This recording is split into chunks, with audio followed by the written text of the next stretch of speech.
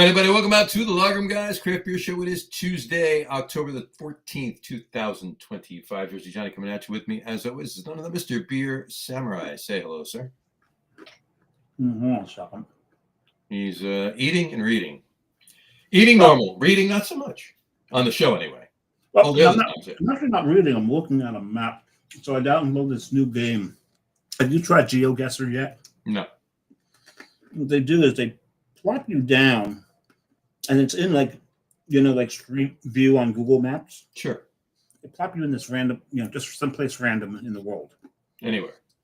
And you have like 2 minutes to move around to gather as many clues as you can about where you are to figure out where the hell you are. Interesting. And then you got to guess as to where. So if you move, you got to guess to where you started, not to where you wound up. So you got to remember where the hell you started. So you're even talking like streets or something like that. You're not just town. Yeah. Yeah. So this is somewhere in Ecuador because I see the word Quito up there. Okay. You would know that. It's my being the Ecuadorian expert that I am. Expert that you are. Being into my job being logistics, I know these things, but I was also always a map geek growing up as a kid. I mean, who wasn't? Who didn't have those Ray McNally, the atlases and the the smaller ones, the county ones that folded into the small booklets. Oh, yeah, those things that no one probably under the age of 30 can then fold back up because they've never dealt with them before. Right, exactly. Because it's I did notice that when I was younger and I had them, folded them perfectly. I mean, it got it back to it was perfect, right? And as I got older, nope. Oh, I can still fold them pretty damn well. I can still I could fold them, but it's you want to take the time to do it right. Just fuck it. Oh, interesting. But no, so I got actually it's actually a pretty cool game. There's times where I've gotten to within as much as 2 feet away on it. So it's funny because you go onto time runs out, you can't move anymore. So you take all the clues and you go onto Google Maps itself and you start to use all those clues to figure out where you were. So you can go on Street View on Google Maps freeform. And then it's really cool that when you look at your screen and you look at your computer when you're on Google Maps, that's the same damn place. Right. And you're in the middle of Ghana. Right. It's really kind of fun. It's a lot of fun. So I recommend the game if you're a geography nerd the way I am. Sure. So anyway, I coupled that once with my my geography nerdism and my love of sports. I actually put a blog out of all. I went on Google Street View, not even Street View. I guess it was. Google Earth, maybe Google, whatever the satellite was. Right? That's Google Earth. Yeah. Right. And I got close-ups angles too because it does the 3D where it turns. It's not just overhead. It's side. Every football stadium. Very cool. Yeah. Took screenshots of them, put them in an article. It was fun, but waste of time in reality, but fun for me. This is a complete waste of time. Right. Well, what game really, honestly, isn't a complete waste of time? Yeah. It's entertainment, right? That's what it really is. It's entertainment while you're on the toilet or waiting for the intro that you've heard over 200 times 250 to be exact today. 50 times. 250 today. That's right. 250 today. Today is our happy 250th show. Yeah. Which we had Kermit. We need Kermit. Yeah. 200. Today's the 250th episode. If you haven't guessed it by now, we normally don't mention anything before now anyway, but if you haven't guessed it by now, tonight is a Just the Two of Us show.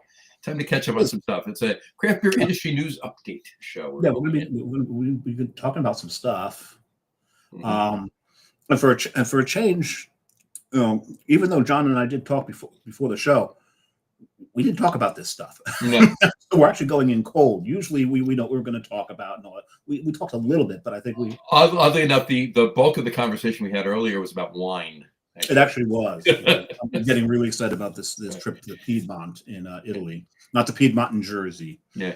Even though I read something the other day on a website about wine, and they're talking about the viniculture in all the different states. Mm-hmm.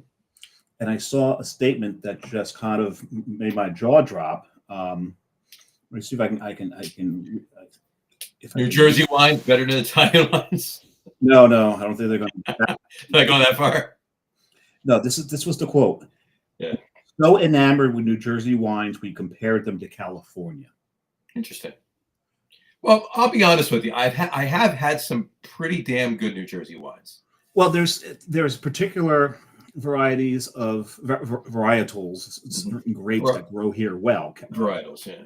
Cabernet Sauvignon, Cabernet Franc.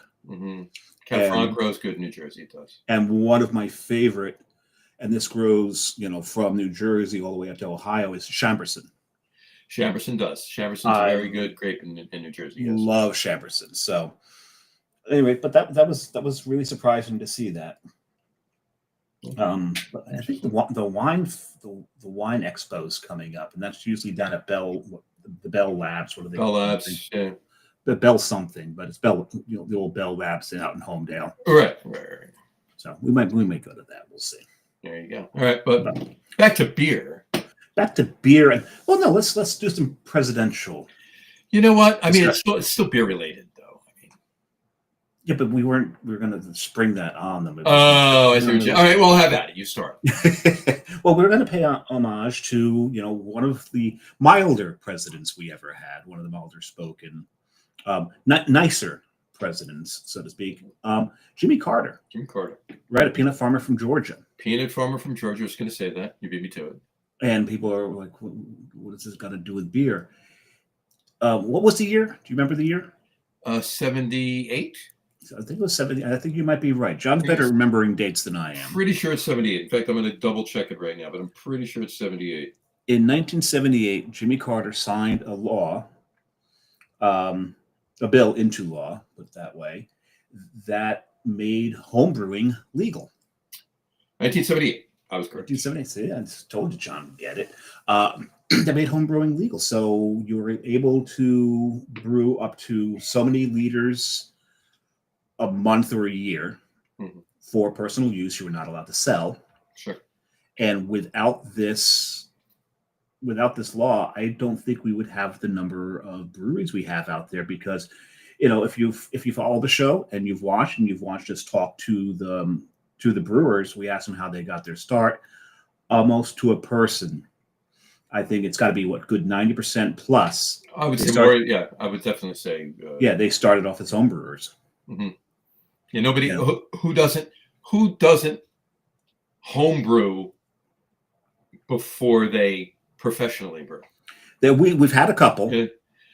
Right. Yeah. I mean, they just got so enamored with it, they got a job right in a brewery straight away. And then started, pouring or whatever. And very, very few and far between. But yeah, for the most part, 90.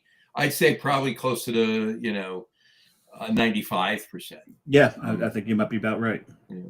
So, and even pretty much most everyone we've had on the show, including the two guys that have been on 250 episodes. We both homebrewed. John more so than me. I think I made 3 batches total. Okay. One was okay. One was good. One was ass. Mm-hmm. But became good. I told you about that one. Oh yeah. So it was a nice ass. Yeah, it was a nice ass. It was it got infected, and it got infected in a good way. Which, never mind, I won't go there. Anyway. They make stuff to clear that up now. There you go. They have a pill for that, actually. It's a cream, actually. So Vanessa Kitty chimed in. Hi, Vanessa. How are you? She said hi. Hey, how are we doing tonight? She used to go to a store down near Bell Labs. Right. So that makes sense. She did correct it, yeah. She did correct. Well, yeah, I used to. Yeah, not unused too. And then she said Billy Beer, and that's why I was getting for her comment, Billy Beer. That's, I mean, and thank you, God rest your soul, and thank you, President Carter. But it was, helping his brother out. Yeah, well, sort of because his brother stopped homebrewing when Billy Beer started being made. Well, this is true. And this is Billy Carter, and this is my grandfather did not drink. He was as we think he was half Cherokee. He tells us he was half Cherokee. I just got my ancestry update, and there's still no mention of Native American on it. But well, maybe he meant the Jeep. He could Could have been. Hey. That would explain his bright eyes. There you Anyway, go. All right. but he, because of the novelty of it, had gotten a 6-pack of Billy beer. Fair enough. And when we moved my grandmother out of that house, I forgot to grab it. Oh, An unopened thing of Billy beer. mhm. That goes for a fortune these days. That's Oh yeah. such a collectible. Well, but here's the thing, though: it can never be opened. Oh, it can never be opened. No, Yeah. who's going to drink that? The beer wasn't very good when it was. It was not good fresh, then. so. Yeah, not at all. So, but yeah, no, it was not. But yes, it's definitely a major collector's item. Yeah. But look, even if somebody has an empty can, seriously, Yeah, even I don't need the. I mean, yeah, an unopened can maybe more because it's unopened. But I mean, what's the point at that point? Because it's not like the beer is worth anything. It's the can. No, So but for me, I'd rather the rarity of it. It's the rarity, sure. I'd rather the empty can. I prefer the empty can over the full can. And there you go. And she just said, Vanessa said, Edmund Scientific to buy scientific stuff for classes, etc. For classes, what were you making? Classes. Anyway, our point is saying that happy anniversary of homebrewing legalization by Jimmy Carter. And today was the day he signed it. Mm-hmm. And it took effect February 1st of 79. But he signed it into law today. And we all thank him for that. Yes, thank you very much. Much appreciated. Much obliged. So there are politicians that were for, proponents of brewing beer. Here's the thing: there are a lot of politicians that are proponents for brewing beer. None of them are in New Jersey. That's the problem. Some of them pretend to be, and they're kind of not. Not at all. Not at all. Well, some of them pretend to be, and some of them might actually be. In fact, I think there are a few, lower level politicians that are, but the ones that, the higher level ones that pretend to be may have started out like that, but once they got the phone call from Anheuser-Busch, the Restaurant Association. Yeah. Same diff. All right. Things change. But these on pretzels are making me thirsty, John. Yes, I think you're right. I think it's time to crack. Time to do this. Yeah, that exactly. I think it's time to do that. We need to do that. So. What a lovely sound that is. That is a beautiful sound. All right. So what am I going to drink out of first? I'm going to drink out of this one first. All right. I'm going all treehouse classes tonight. But let's see what. You know what? I didn't put these up. What are you doing now? Just gotta copy and paste two things before we get. So when you take care of some administrative stuff, because John doesn't do the show on a laptop, otherwise he could have done it while he was taking care of some other business earlier. Correct. Which we won't get into. Not at all. I'm starting off with a Gold Dot Helles Lager. You are, and there's the Crawford right there.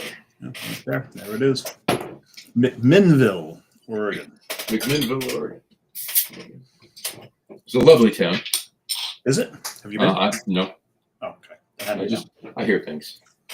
No, most of Oregon is lovely. Yes, absolutely. So, and I've had this before, but I double checked, and I never actually checked this one in. You never actually checked that one in? I see what you did there. It's a Helles Lager. It's not the second beer. The second beer is right. Thanks. Wow, and you tried it. You tried the pun. I tried the pun, but it didn't work. You failed. It's a pun fail. Look at the color of this. Look how beautiful and clear that is. That is very, very nice. You can see me through the beer, which is not a good thing. That is not a good thing. It's like, can you please? You're going to hold your glass like that. Drink a stout. Exactly. What a pretty beer. How is it? How's it taste? Well, considering it's Gold Dot, mm-hmm. That makes some good stuff. Mm-hmm. And this is actually a damn good Helles. Very nice. You know what it tastes like? Tastes like a crisp Helles Lager. It tastes like a crisp Helles Lager. Nice and biscuity. That is a little floral and bitter hops there. Quite floral, quite bitter. The noble German hops are really coming through. Mm-hmm. And as a hellish should, for the most part, And it's not a hellish, it's a hellish. It's not hellish, hellish. But for the most part, you get the malts are there. It's a backbone, but they're not the star. They let the hops do their job. This one's really good. A lot. But didn't Pat Benatar make a non-alcoholic hellish lager for kids? Yeah, it was a hellish for children. Hellish for children, right? Yeah. Exactly. That's what it was. Yeah, sorry where you're going with that one. It's like, oh, what is that truck coming down the road? Here it comes. Yeah. Anyway, he failed in his first pun attempt, so he had to make up for it. All right. So tonight, I decided I'm going to drink a few beers tonight that are fall beers, but they're not pumpkin. None of them are pumpkin nor Oktoberfest. Nope. So no Märtzens, no fest beers. No fest beers, no pumpkin ales, none of that. It's just nothing with pumpkin spice in it. With pumpkin spice in it. But so my first one is going to be one of my favorites. I've had it before on the show, and those of you that have watched the show and listened to the show for years, you know that I definitely do enjoy this beer this time of year, and that would be Long Trail's Harvest. And it's a Vermont maple syrup ale. Vermont maple syrup ale. You like maple? Not at all. Not at all. Now we know John is a maple whore when it comes to beer adjuncts. And probably in just about anything else too. He just likes maple. Yeah, pretty much. This beer is fantastic. And I did get a 6-pack of it this year, but I wanted to drink this one. This is, I always keep one, at least one, if not two, of seasonals. Right. For the next year, just to see how they hold up. Right. I kept one from last year because I had 5 out of the 6 that I had last year. Still have the 6. I've had one of the new ones, but I want to have this one this is from last year. And I'll tell you, it's held up nice. It held up great. Okay. It got through all the great brown ale feels that it is. It's a brown ale. Brown ale with maple syrup. And the maple is great in it, but I will tell you, I'm honestly getting a little dark fruit and tobacco. Almost as if it little bit of oxidization for this, for the style, but in a good way, like your barrel aged beers that you keep that you sit on. Right. So it actually it's definitely like made it even more complex, and I'm actually really digging it. Not going to achieve this with the fresh ones. The fresh ones are going to be solid Long Trail Harvest, but this is really well. Nice. The weird because after age, maple can degrade, but those are usually not the flavors it throws when it degrades. Right? Yeah, it does. It usually does. Right. I'm still what? So you don't get tobacco out of degrading maple. What do you usually get out of degrading maple? It gets bitter, but not tobacco bitter. It just gets bitter, almost cardboardy, almost not so much like not like an IPA, like an IPA. Not that kind of cardboard. But in a drinkable cardboard. But it just doesn't taste as fresh maple. It doesn't taste as I don't say sweet because I've had plenty of maple beers that were cloying, and even as much maple I love, I don't like that. I like the flavor. I don't like the sugar. I don't like I'm not drinking something that's like diabetes. Right. I'm not. It's not like I'm going to get a maple coffee at Dunkin' Donuts with 19 pounds of sugar in it. That's not what I'm looking for. But it's tasty. But in any event, the maple did not do that in this. It's not as pronounced as it is in a fresh one, but it's still there, and it hasn't degraded at all. It's faded a little bit. I won't say degraded. It's faded a bit, but it's faded into this beautiful, almost as if. And I aken it to, and I've told this story before. I've told you this story before, but I think pretty sure I told it on the show. Central Waters Mud Puppy Porter. Right? I was at Spite and Dival years ago, and I just felt like a porter. I didn't, we were drinking. You felt like you wanted to carry some stuff around for people? I felt that way. Hey, can I get that for you? Interesting. But I tried to look on the menu. We had been drinking some big beers. And I'm like, I just feel like a palate cleansing light porter just for, a little bit before we move on to something else bigger. Before we move on to that $60 bottle of Scaldy's Prestige or something, Right.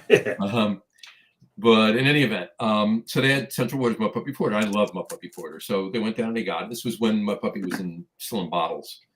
Central Waters was still bottling, right? So I got a bottle of it, and it was the same thing. Now we're talking Mud Puppy's what, like a 5.5% porter, right?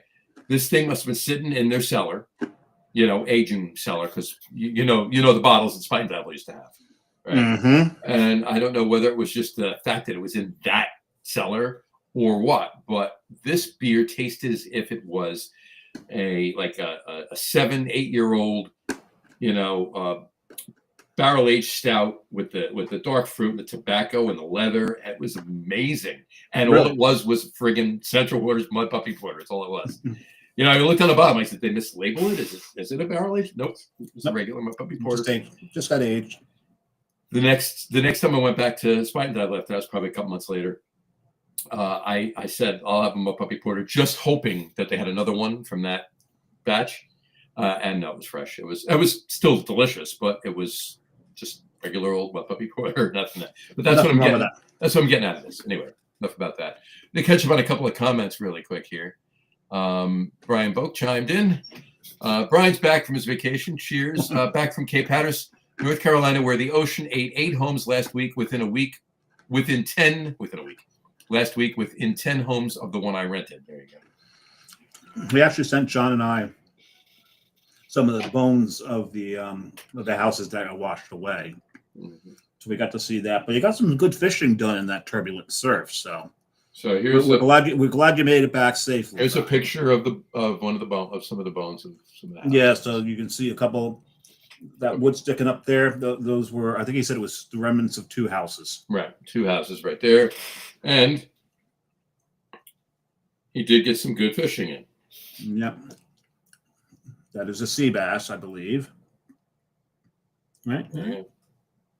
Brian, tell us what that is. Yeah, I forget. I don't know what that is. The picture is you holding the fish, so hopefully you know what it is. Oh, we know that's you. So there you go. We met you. We know what you look like. There you go. Oh, we know where you live.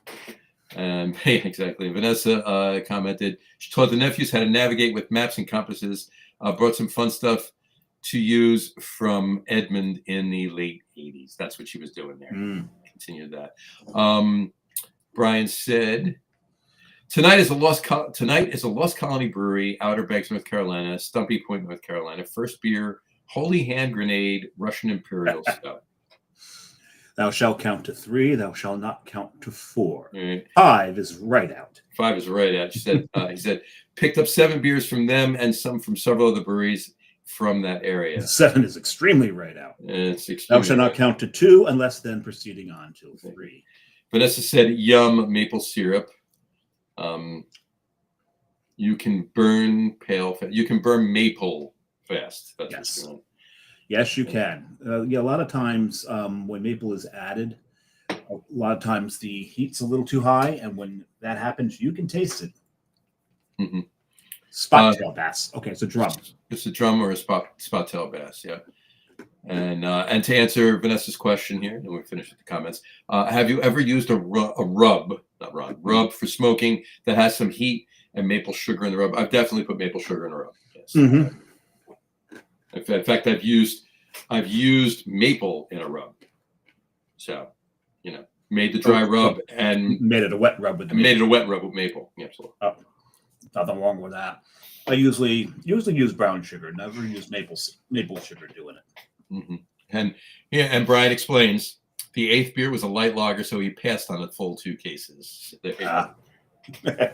Brian does not like his light lagers. No. The bigger, the better. Go big or go home. That's what Brian says. Yep. When it comes to beer. So there you go.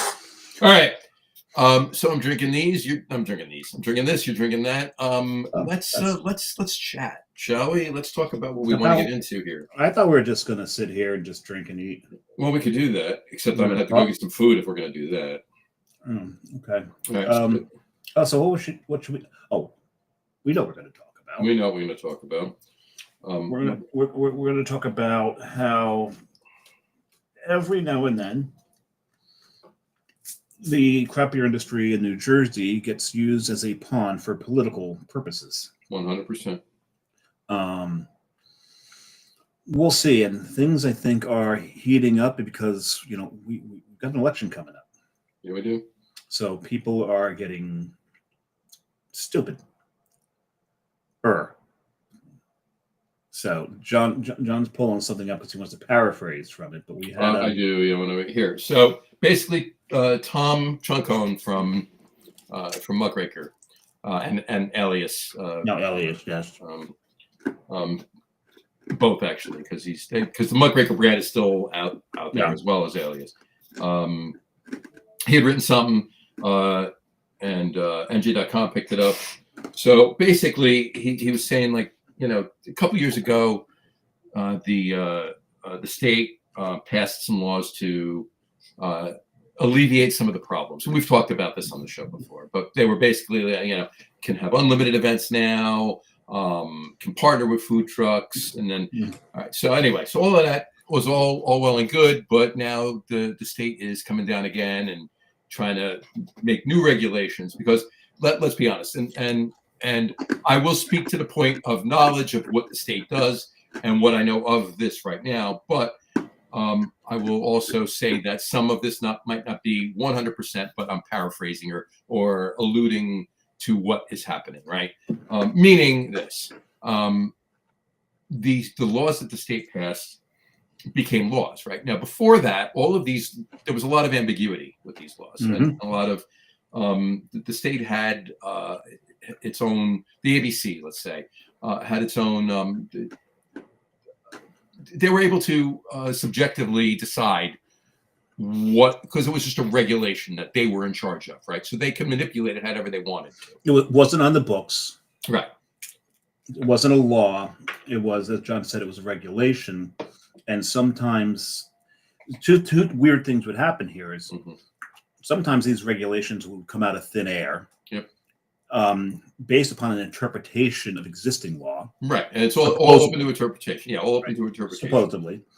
But then the other thing that would happen would be the incongruous way that they would reinforce these regulations. They'd enforce it for some, and I think sometimes it was municipality by municipality, or actually it's more county by county, right? Because the whole dogs and brewery thing was a county thing, where some counties were like some regulations, where some of them even got local. They were municipality, but some of the things. But overall, it was basically governed by the KBC, right? So without a law being on a law being on the books, it was all subjective. It was all an unelected official. Oh yeah. All unelected officials. One person. Yep. And there were disciples of that one person to go out and make that, just take care of all the some people would use the term goons, but yeah. Whatever you want to say. However you want to. They didn't carry cudgels or anything. I don't think they did. No.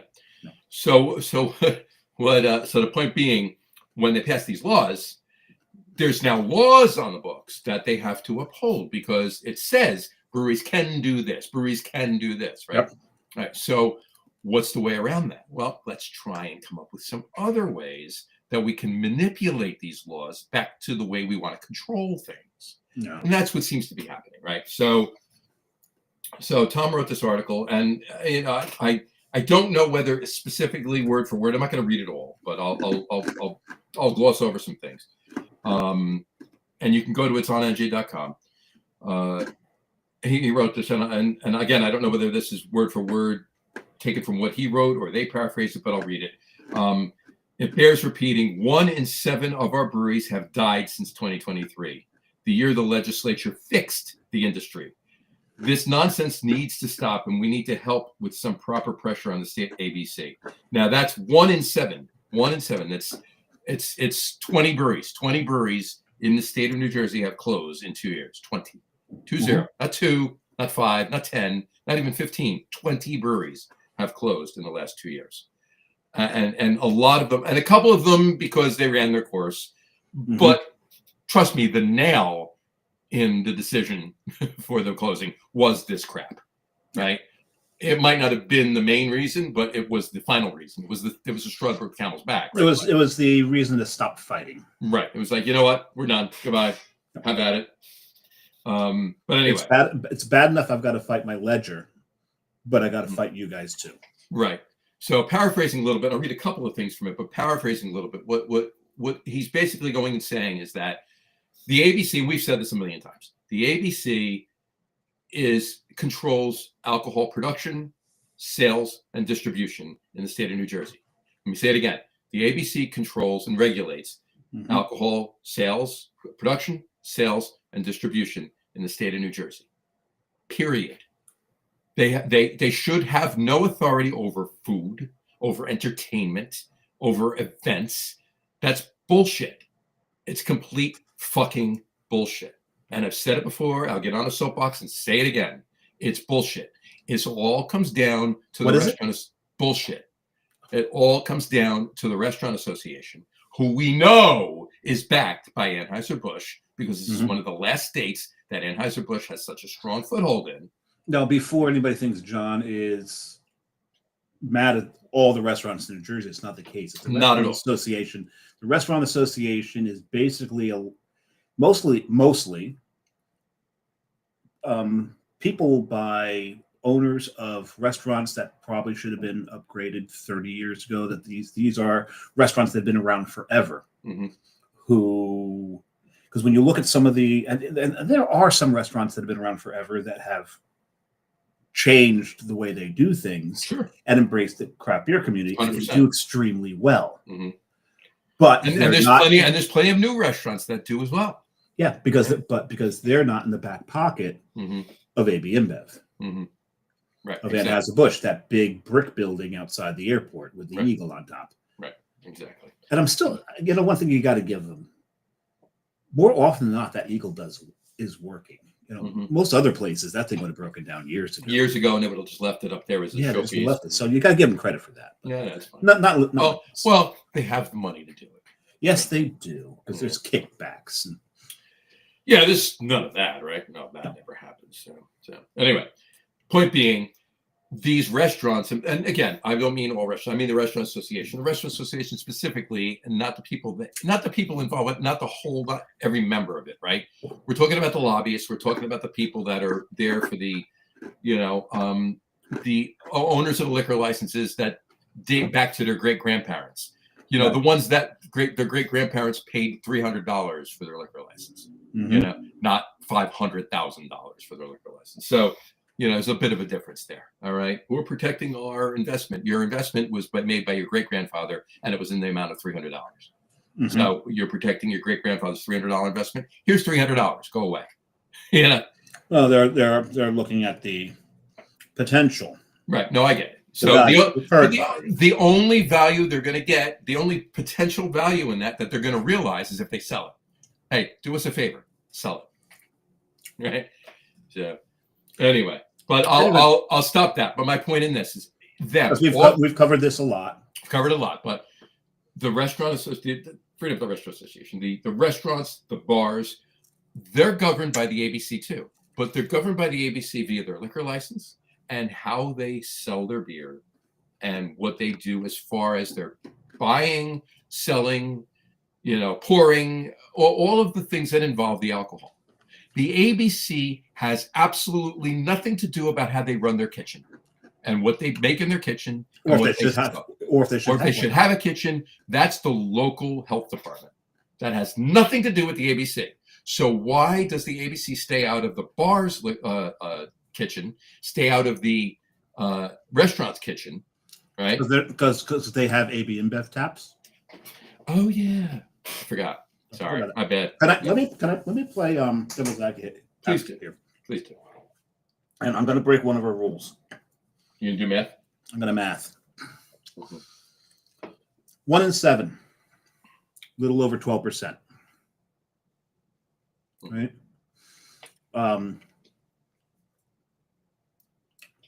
forgot where I was going with this. Oh, but the next you started math, and that was the end of it. So it's actually not playing devil's advocate. It's actually kind of making the point, but bringing it a little closer, a little more into focus. Very nice.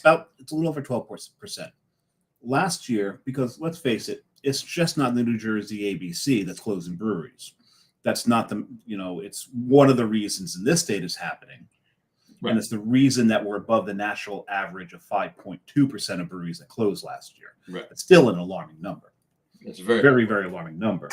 And, this is coming even from states that have, governments that know that a good chunk of their income comes from these craft breweries, right? The only reason that Colorado's closure numbers aren't so high is because every time a brewery closes, another one opens. Three open.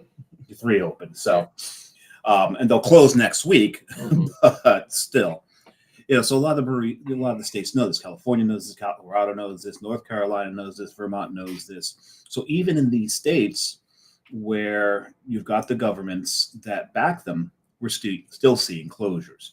But the impact of the ABC is that it's a higher rate in this state than any other state. Yep. 100%. Yeah, right. No, not 100%. 12 point something. We didn't close them. We didn't close them all. We didn't close them all. That's true. Yeah. I see what you did there. Anyway, what did that? So my point. So Tom's basic idea for this article and reason for writing it is that he wants the ABC to stay out of the pockets, basically, right? Stay out of the kitchen. Stay out of govern what you need to govern and nothing else. Don't worry about how many TVs I have. All right. Up until these regulations, and I'm sure they're trying to get back to what they had, the stronghold they had. But up until these regulations, the ABC could walk into a brewery and say, "I don't like that ficus. Get rid of it. Here's a $3,000 fine for having it," and you had no recourse but to pay it and throw out the ficus because they could tell you what to do, and it doesn't matter. You had to do it, right? That's bullshit. That's complete and utter bullshit. What is it? Bullshit. All right. Just making sure you didn't hear it. Yeah, just make it. If you did. I wasn't quite sure what you were saying. So I was saying it was bullshit. That's what I was saying. That's what I thought you said. Okay. Okay. Just making sure you heard it. All right. But anyway, so Tom is saying stay out of the pocket. So he basically thinks that these are the points, and I'll read them. These are the points that they should change. And what needs to help Jersey brewers, all right? Repeal the food service prohibition, because that's basically what we're talking about. Food service prohibition when it comes to let's face it, not every brewery wants a goddamn kitchen. No, not at all. They don't want the headache. They want to be able to have food trucks, pop-ups. Well, his point in saying this is this, okay? Because breweries can partner with food trucks now, right? They're allowed to partner. That was part of the regulations. Now, the ABC's trying to circumvent a lot of that, right? They're doing their due diligence to say, hey, how can we skirt this and whatever? But anyway, what he's basically saying is that even though they can partner with the food trucks, most breweries are open most days now during the week. They might be closed one day or 2 days, but for the most part, the majority of breweries are open most of the week. All right. Food trucks, for all intents and purposes, do not operate the entire week. All right. No. Now you can partner with a bunch of different ones, right? But it's hard, right? Okay. Anyway, some of these, or I shouldn't even say some, a lot of these food trucks don't operate over the winter. There's that too. So you could go from the end of October till the beginning of April without any food possibilities there. Just giving people, hey, go order, here's DoorDash, or call up a pizzeria or something like that.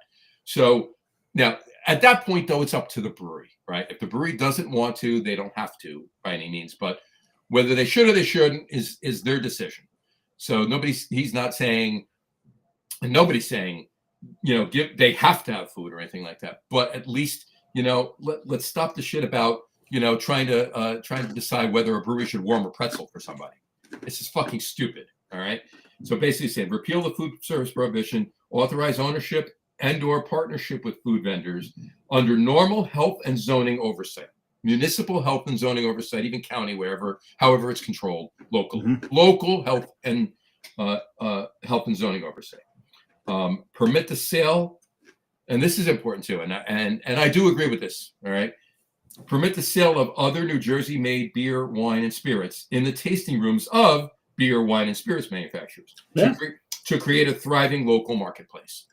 Oh, we can't do that. It's going to take... They do it in New York. They do it in Utah. They do it in Pennsylvania. They do it... I don't think they do it in Rhode Island.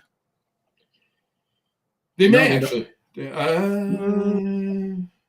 We'd have to look into it, but it's done in a lot of other states. All right. No. But they did. The key I was getting at is they do it in Utah. Right. They do it in Utah. Yes, backwards Of all states.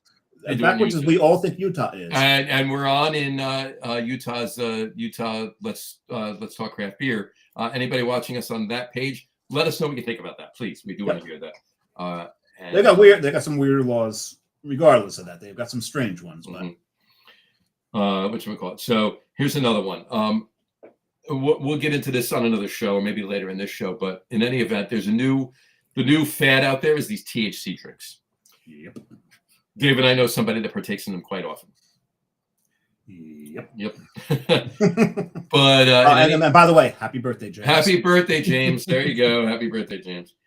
So he, in any event, as also, while we're on it, happy birthday, James. Happy birthday to my aunt. Oh, happy birthday, Aunt. Arlene. Happy birthday, Arlene. I was going to say, which one? There you go. And a belated happy birthday, since we didn't do a show 2 days ago, to my son. Yes. On Sunday, he turned 25. He's a quarter of a century old now. Yeah. He's my baby. But in any event. It's not your car? No. No, you hate your car, I know. Exactly. Anyway. All right. So back to this. The THC drinks, they have exploded in the state and everywhere. Right. Well, it's just from improper storage. Improper storage and over carbs. I know.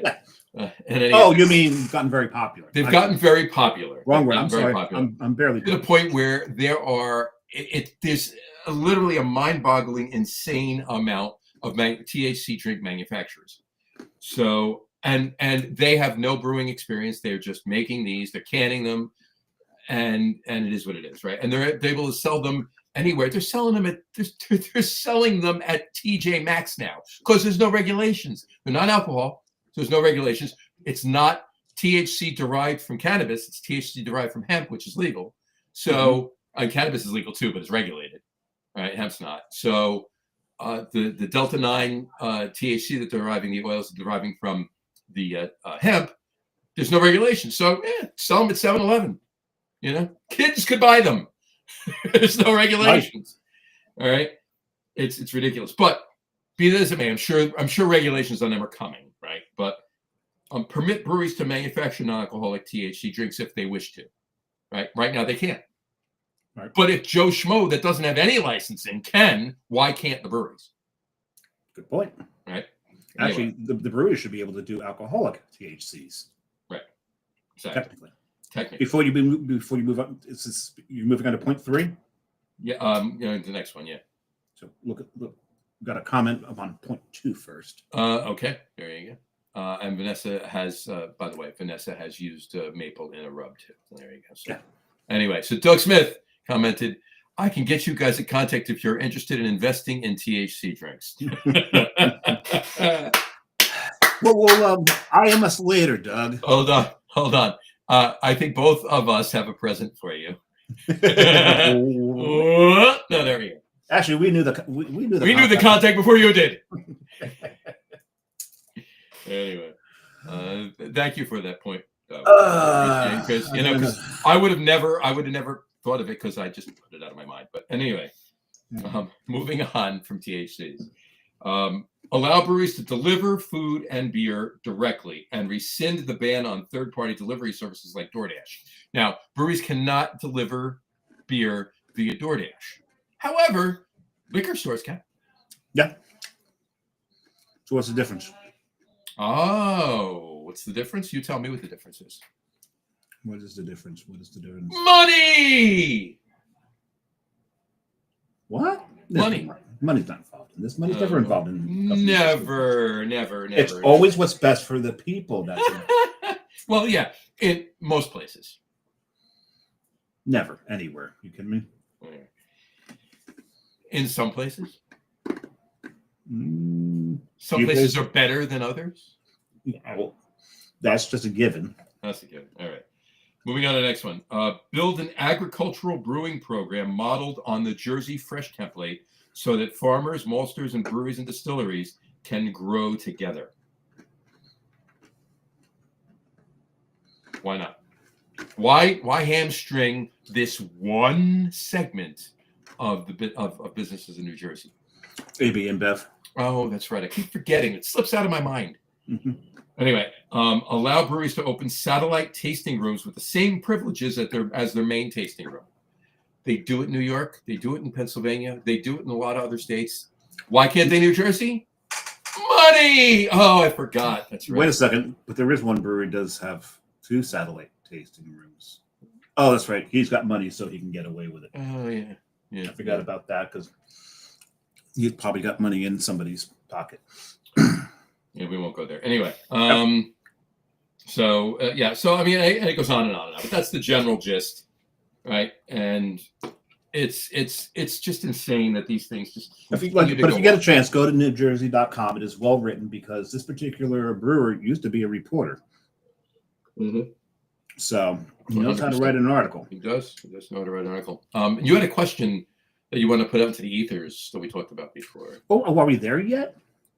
I didn't think we were there yet. I thought we were still talking about what was going on with. Well, the question was about New Jersey breweries. It was, but I thought we were still going on about how the government's fucking everything up for them. Well, my answer because we still weren't done with this because we're talking about how the breweries get hamstrung on all this stuff. We weren't comparing it to anything. You compare it to the wineries. The wineries can do a lot of things. Wineries can do a lot of things, yeah. Imagine if all of a sudden AB InBev got into wine. Then the wineries wouldn't be able to do what they did anymore. Nope, they would be knocked out of this too. There are different regulations for wineries. There are different regulations for meaderies. There are different regulations for distilleries. There's different regulations for meaderies because they had no idea what a friggin' meadery was until there was one. They had no idea. I mean, the first craft distilling license in New Jersey after Prohibition wasn't issued until 2013. Mm-hmm. So yeah, there's that, and the others came after that, meaderies and so forth. But yeah, so and cideries. I don't know about you, but I've been hearing for years that I got to get out to Asbury, New Jersey, not Asbury Park, Asbury, New Jersey, out Route 78, to go to Ironbound Cidery because they have some of the best food. And this is what I keep hearing. You got to go to Ironbound Cidery because they have some of the best food. Really? A cidery has food? How can a place that makes alcohol have food? Because they don't make beer. Oh, that's right. But the thing kind of then bites into the argument I made because Anheuser-Busch does have cideries. They own distribution rights to cideries. Right, but different. They don't make cider. But having cideries that can do whatever they want does bite into their profits from the distribution of their ciders. Yes and no. I mean, there's a fine line there. There's a gray area because they're not directly manufacturing it. If your cider is gray, don't drink it. Yeah. Like that roast beef you ate earlier today, That's John. Probably a good idea. Probably a good idea to check the color before you drink it. So if it's in a can, pour it out first. Pour it out. That's why we drink out of glasses. Just double check, yeah. If you order a roast beef sandwich, lift it up a little bit. Take a look at what's going on. Exactly. Check it out first before you scarf the whole thing down. Check it out first. Give it the old college sniff test. Mm-hmm. And most of you, at least guys like us, most of you, the old college sniff test basically pertains to clothing, right? So, yeah, it does. Oh yeah, no. And the thing is, if your sandwich doesn't pass the sniff test, by all means, don't continue to eat the damn thing. Don't eat it. Don't eat it. Just eat something else. We are getting into why the show is a little late today. All right, we're moving on.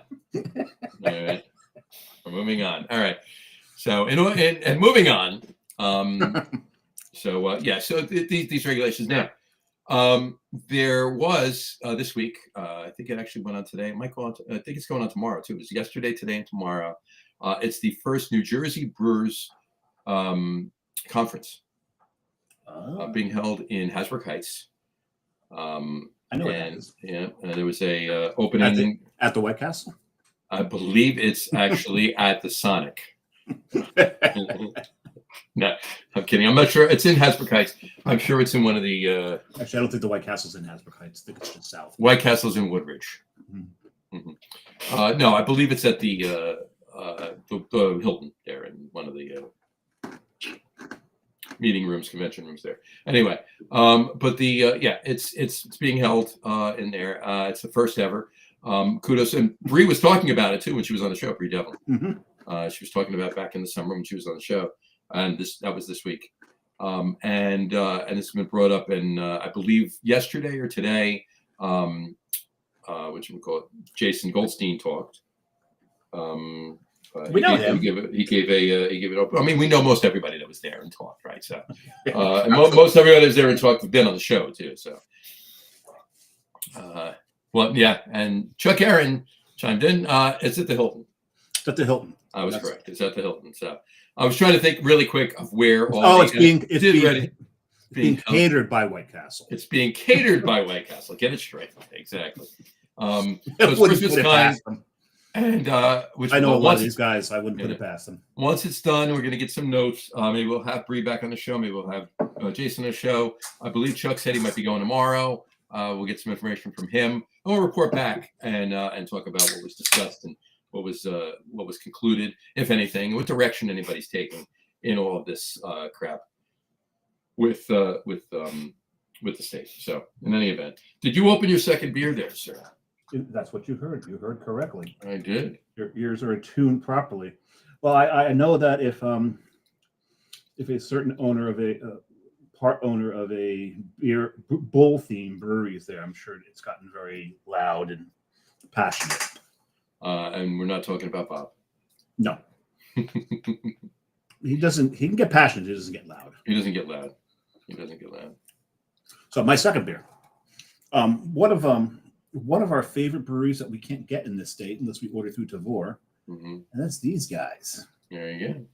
Peter Allen, and this is the Czech 10-degree Plato. There you go. And so I poured it into my dimpled mug because that's what you put a Czech 10-degree Plato into. So you put a Czech 10-degree Plato. There you go. And where is Peter Allen brewed? Basically, ever loving the fuck out of me. Well, look on the screen. It's right there. It's in the same town as these guys. Yeah, and you know why? Because they're owned by the same people. The same brewery. Same damn brewery. Yeah. So, but no, it's hold on. Chuck is 100% right. We should have said catered by White Manna, not White Castle. Yeah, but the thing is, it depends on who's there. Some people won't wait that long for White Manna to get there. True. And White Castle's real damn close. Mm-hmm. White Castle is real damn close. You're absolutely right with that. There's a really great Korean chicken place, not too far from there. Actually, I can't remember the name of it. Korean chicken. Yeah, it's really good. Korean barbecue. No, fried chicken, Korean fried chicken. Oh, Korean fried chicken. Gotcha. Yeah. Oh, so good. Mm-hmm. Any rate, so we're talking about everything that's going wrong. We're looking because I sent John an article earlier. I'm gonna open my beer while you do that. Good. That was reporting on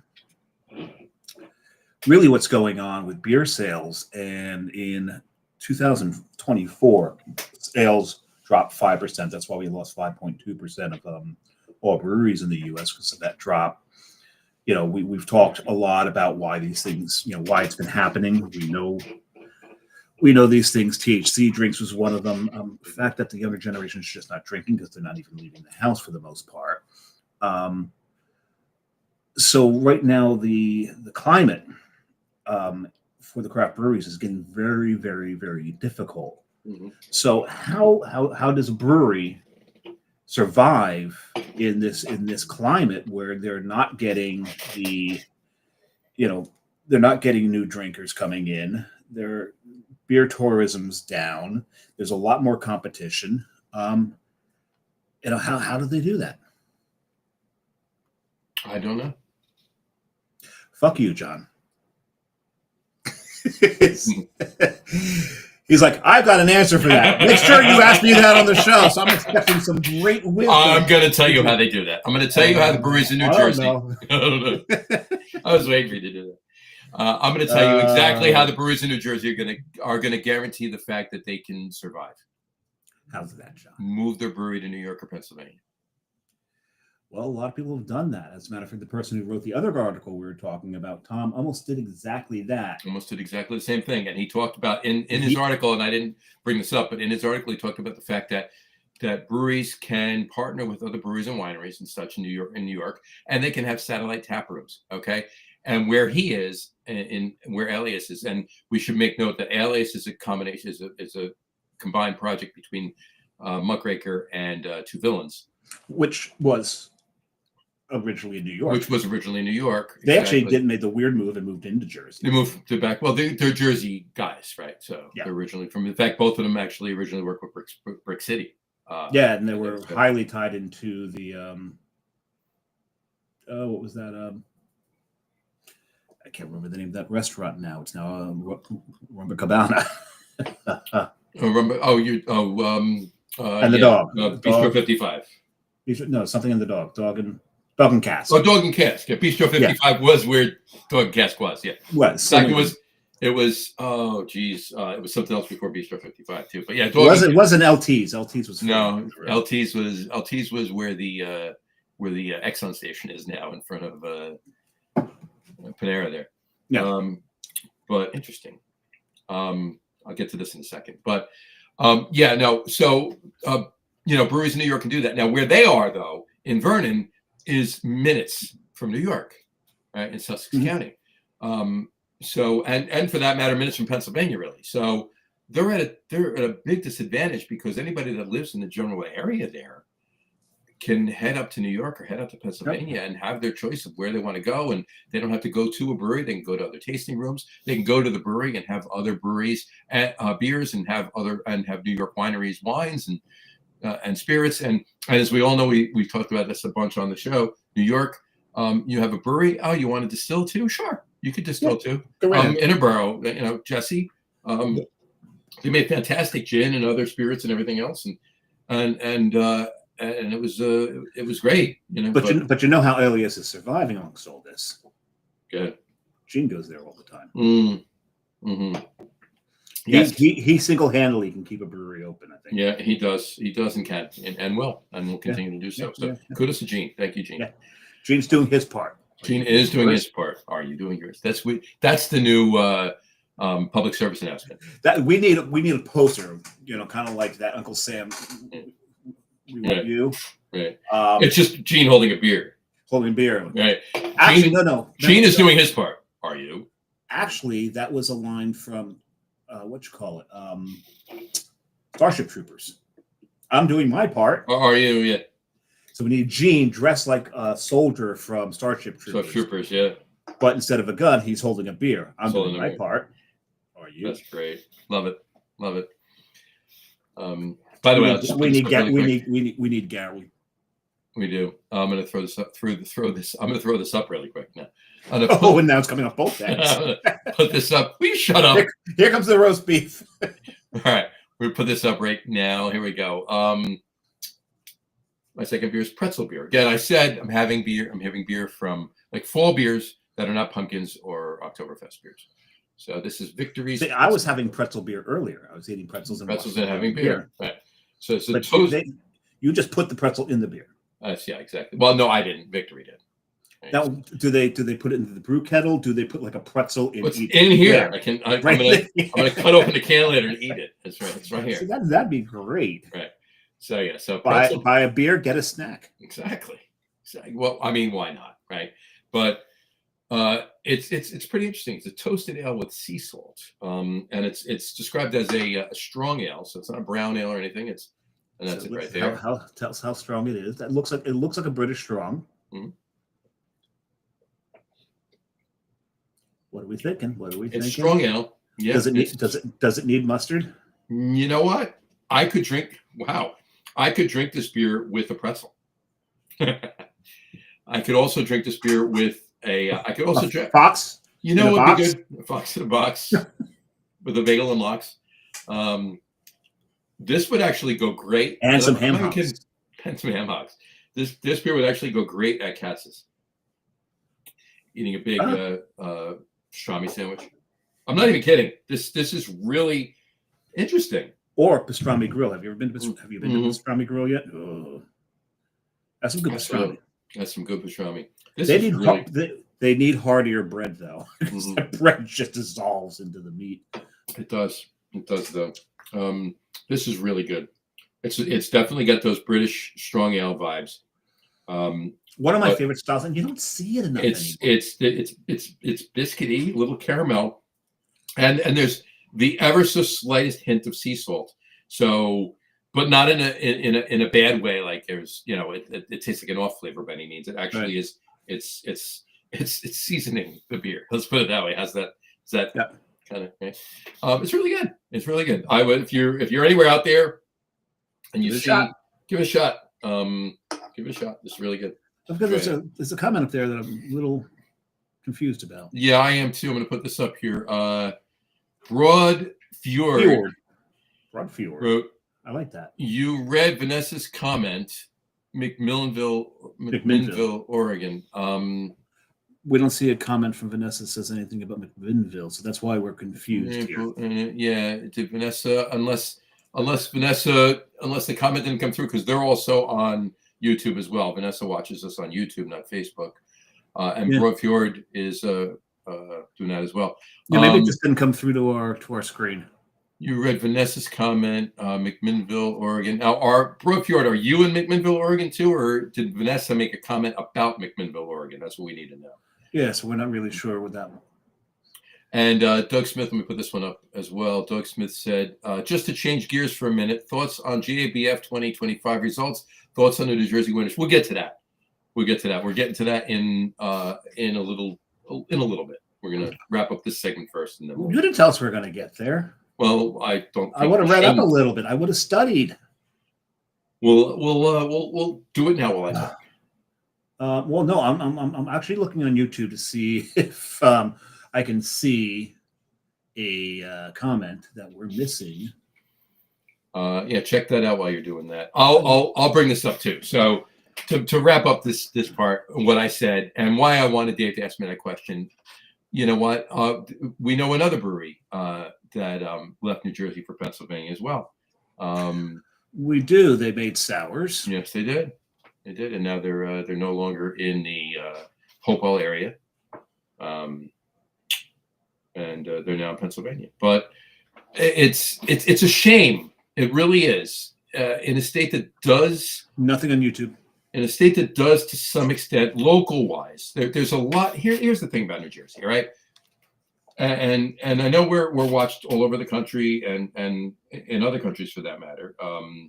Maybe not as big an audience in every other area as we wanted, but still we have people watching all over the country and in other countries. But I hate to continue to harp on New Jersey, but both of us are here, and most everybody that watches knows that. So that being the case, to finish this up, New Jersey is a place where most local municipalities, I won't say all, but most local municipalities do support their local businesses, and they relish in them. Yeah. Even hot dogs.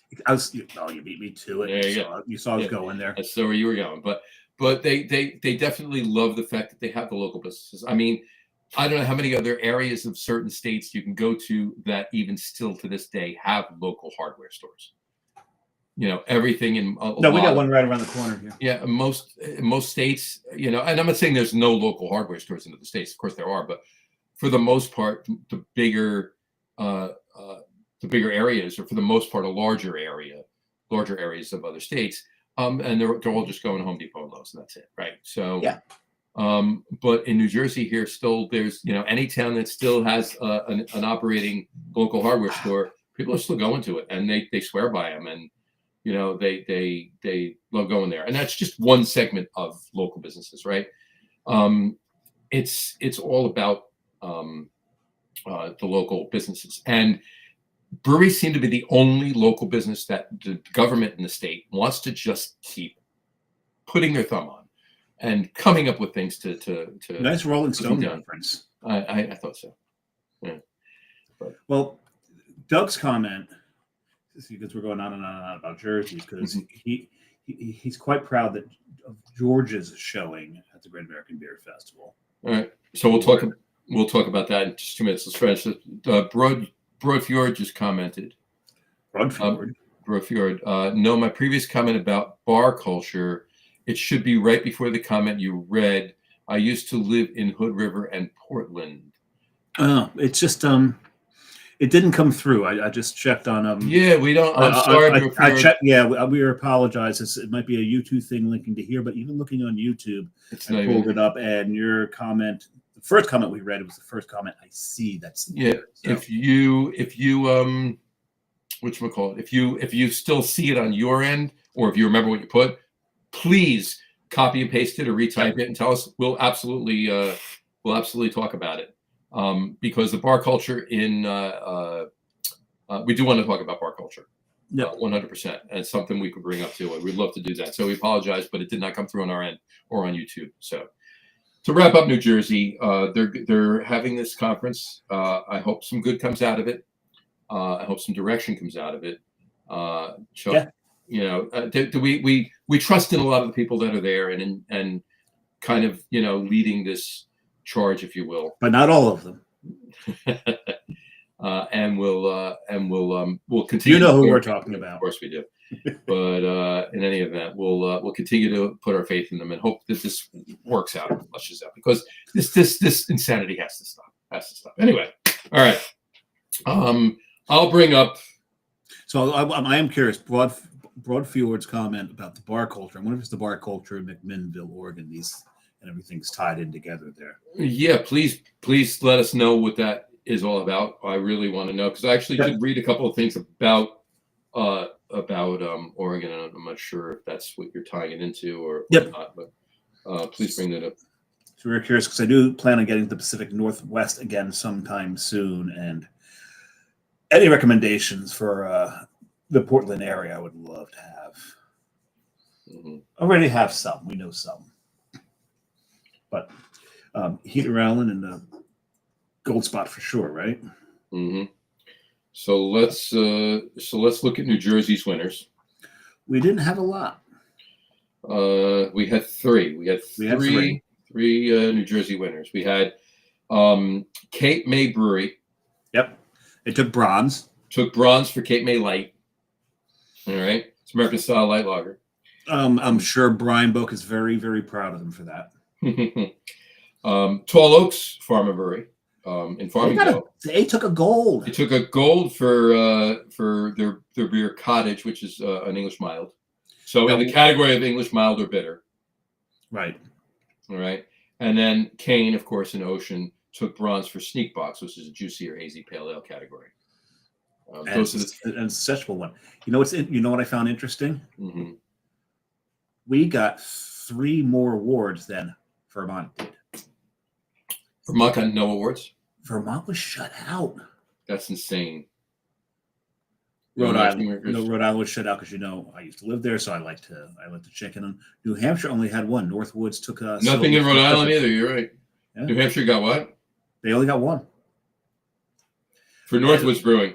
Yeah. Well, let's be fair. Let's be fair. Okay. These are based on submissions. Mm-hmm. So we'll talk about New Hampshire for a moment. Okay. If Schilling, and I say Schilling because they've been on the show, and they're one of the greatest breweries, I think, in the country. Of course. And they're making some amazing, amazing, amazing beers.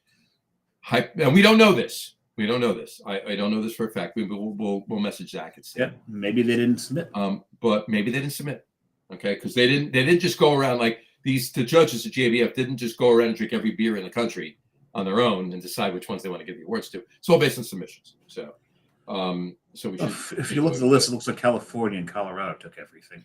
Well, obviously, yeah. So there are 1, 2, 3, 4, 5, 6 breweries or 6 beers that won awards from Georgia, and as you said, Doug was proud of those, and they are, and this is interesting. Creature Comforts, which you and I both love. They've been around for a while, and so does Thor. By the way, right? If you guys watched Thor when he became fat and all that, the beer he was drinking was Creature Comforts. Mm-hmm. There you go. In Athens, Georgia, they won for Cherry Oud Brewing, so it's a Belgian, the Belgian beer category is what it is.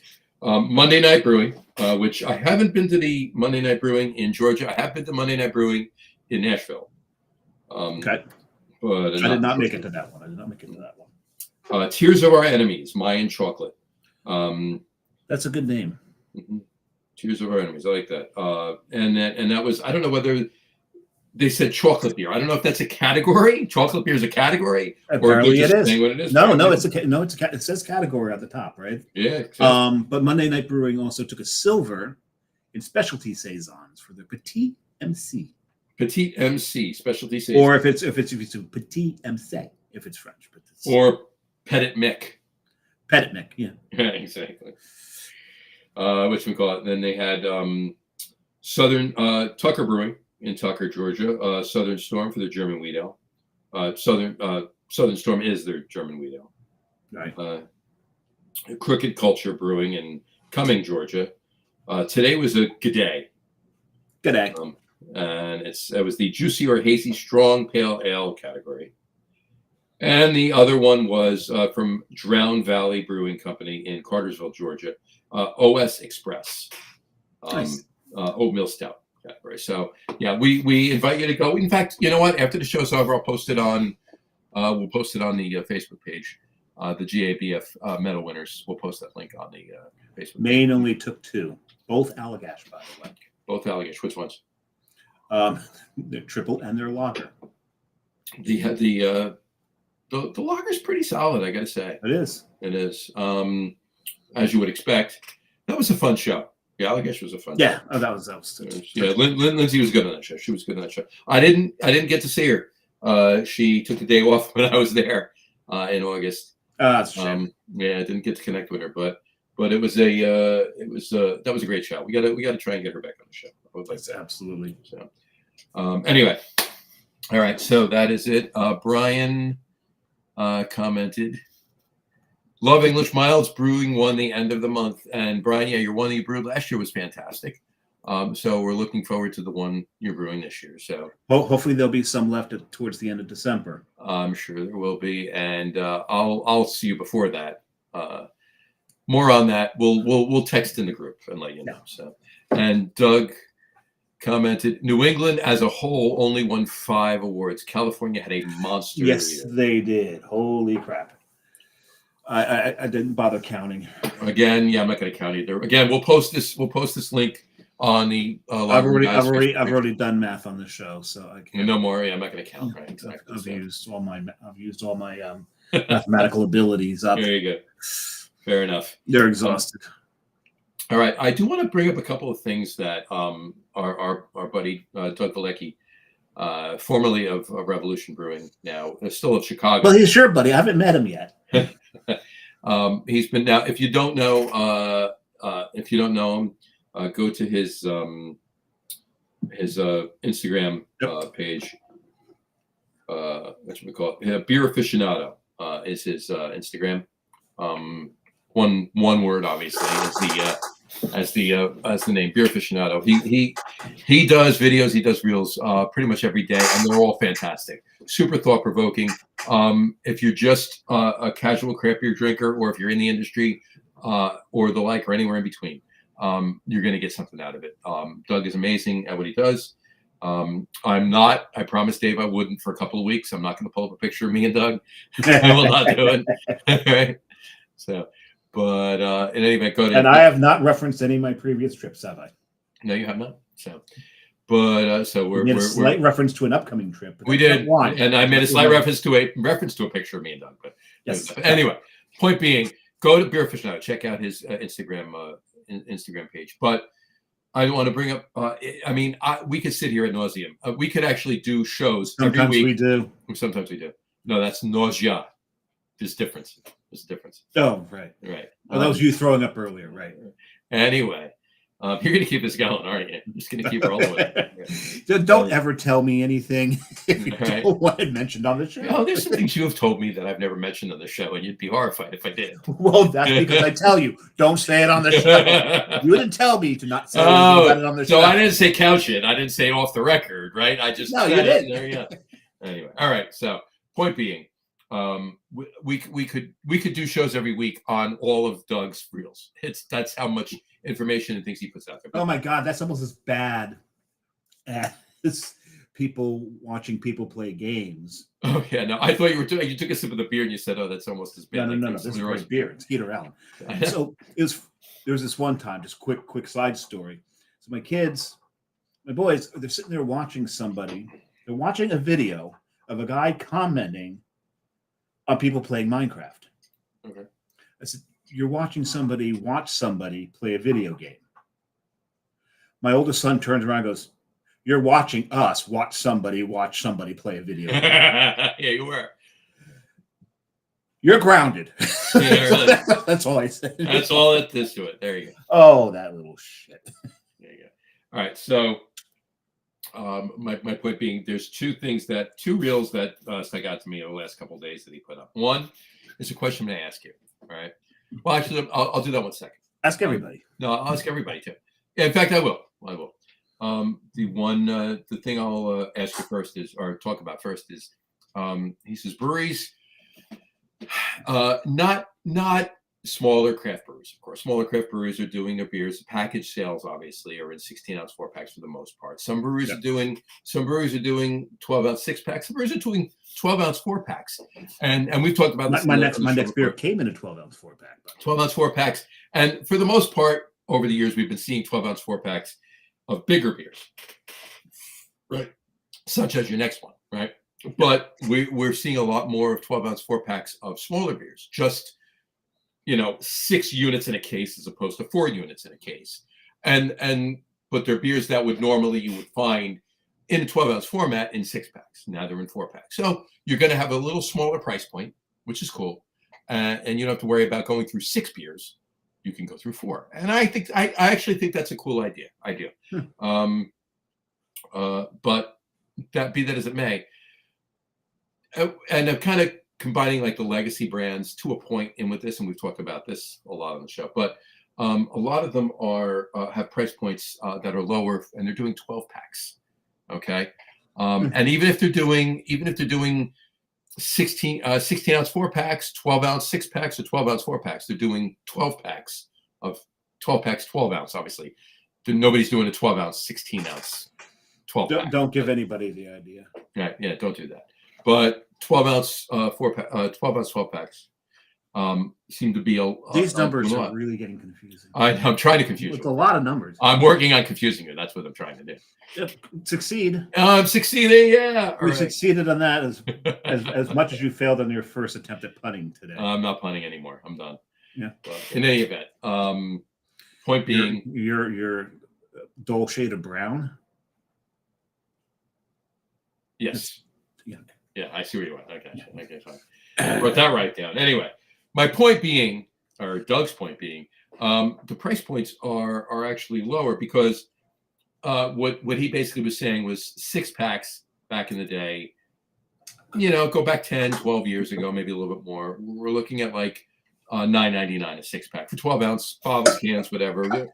Most breweries were their MSRPs were $9.99 for a 6-pack. Right. And they made 12-packs, and they were $17.99. So you're getting basically a 10% discount, right? For doing 12-packs. For buying more. For buying more, right? Which works out, right? Now, fast forward a few years, things get a little more expensive. Now those $9.99s are $10.99, then $11.99, then $12.99, right? Yeah. Whereas the 12-packs haven't really moved a little bit. They went up maybe a little bit. They got up to. They want to be under like the mindset in the game, if you will, is to keep it under $20. You hit that $20 threshold. Now it's like, okay, people see that 2 as the first digit, kind of shy away from it. It's still, in $19.99. I mean, it's $20, but it's still less than $20. It's a penny less than $20, right? So it's right. That's how they get you. But a lot of them have come back down to $17.99, $18.99. Yeah, they have. Yeah. All right. That's so the beers I buy. Now again, 12-ounce cans. Now, but here's the thing: you get these other brands, local brands, if you will, And it's interesting to think about. Local. That's why I brought it up, right? Local brands, and not so local brands for that matter. In fact, the not so local brands are even more expensive because of the transportation, so forth and so on, right? Right. But Of course. Overhead. Right. But the local brands, you're looking at, and it's just based on ingredients. They're not trying to like pillage anybody here with money wise, but There's a couple breweries. there's some that do, but yeah. But for the most part, you're looking North at Carolina, North $15.99 begins with a D, but yeah.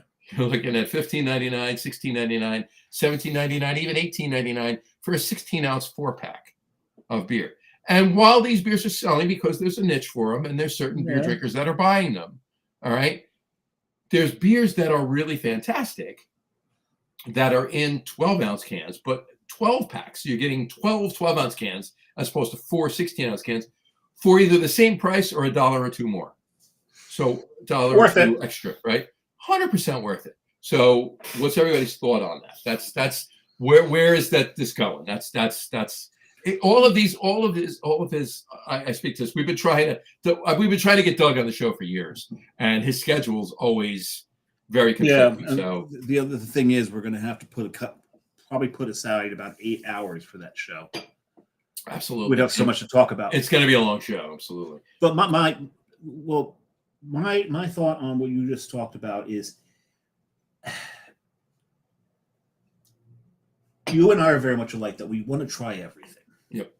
So to buy 12 of any one beer is usually unlike celebration for you, where that really works for you. It can be a case. I don't care. Yeah. It can be a 48-pack. And for me, I do buy boat beer in 12 packs. So, right. Well, there's a time and a place, right? It's my celebration. It's your boat. It's okay. We're going to a tailgate, and it's not a bottle share tailgate at Brian's, right? It's just we're going to a Mets game, and we want to drink a handful of beers. And okay, I'll bring the beer. I'm bringing 2 12-packs for 6 of us. Yeah, done. So there's time and place, but there's a time and place. If it's just you and I going out to get beer for ourselves and our own consumption at home, yes, that's different. It's 1 or 2 cans per style or per beer from Tavour, or it's going and buying those 4-packs. Or if there's mixed 4-packs or mixed whatever at breweries, that's fantastic. We can try some more. But yeah, so it's like I said, it's time and a place. But it does lead to, okay, I'll be honest with you, and I've seen it. You know how I've seen it. There are people that will drink. I've seen it. There are people that will drink the same. There are craft beer drinkers, and I'm not talking about the Bud drinkers or the Heineken drinkers. I'm not talking about those guys. I'm talking about the craft beer drinkers. There are some craft beer drinkers that will drink 1 or 2 different craft beers, and that's it. They have their beers, they know what they like, and that's what they buy. And there's nothing wrong with that. And there's nothing wrong with that. There's nothing wrong with it. I've had it. They're not experimenting. Maybe I'm sure at some point they'll try other things. But the beer they're buying to bring home and have at home, it's just 1 beer or maybe 1 or 2 beers. That's it. Okay. So that's what they're buying the 12-packs of. Right. So that's what they're doing. So, and we know in Jersey, I can tell you right now, Carton does it with their 12-packs. Tonewood does it with 12-packs too. Tonewood's big on their 12-packs. I think you've obviously had Fuego. Yep. Yeah. They have, they do Fuego, Mas Fuego, which is a double out New England, right? It's more Fuego. It's more Fuego. Yes. Even more fire. Even more fire in that one.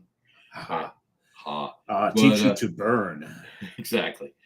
But in any event, anybody listening can name where that song is. Yeah, John can. I know John can. Just put it out. Let us know. Comment in if you know what it is. Yes, we can. Well, we do have to get some comments here. We do have to get to some comments. We're backing up a little bit. We're backed up a little bit.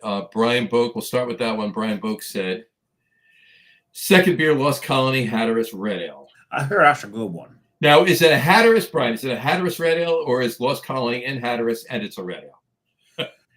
Lost Colony is in Hatteras. Right. No, I'm kidding. I know it's in Hatteras. I was just kidding because there's no punctuation. It's a new style entirely. It's a Hatteras Red Ale, exactly. We've invented a new style.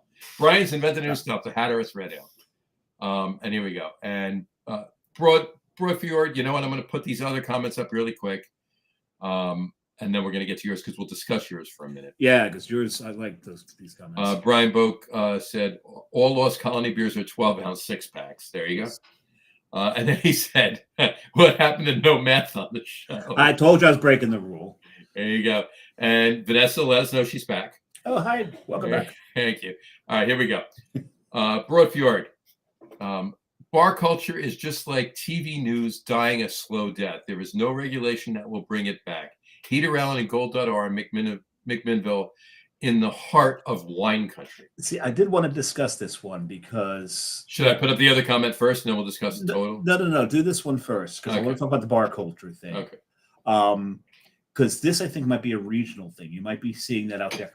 I live right over there is New York City. Mm-hmm. And there are... About 45 miles that way is New York City.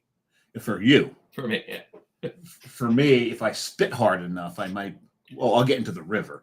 By the way, that means I'm 45 miles away from Dave, and it takes me a good 2 hours to get to him. Well, yeah, that's New Jersey traffic. But yeah. The point I was going to make, in New York City, there's constantly new cocktail bars opening. The bar culture in, a metropolitan area like this, bar culture really seriously is not dying. It is altering. It's altering. It is definitely altering. He's not 100%. They're not. I can't say he. I'm not sure who Broadfjord is, so I apologize.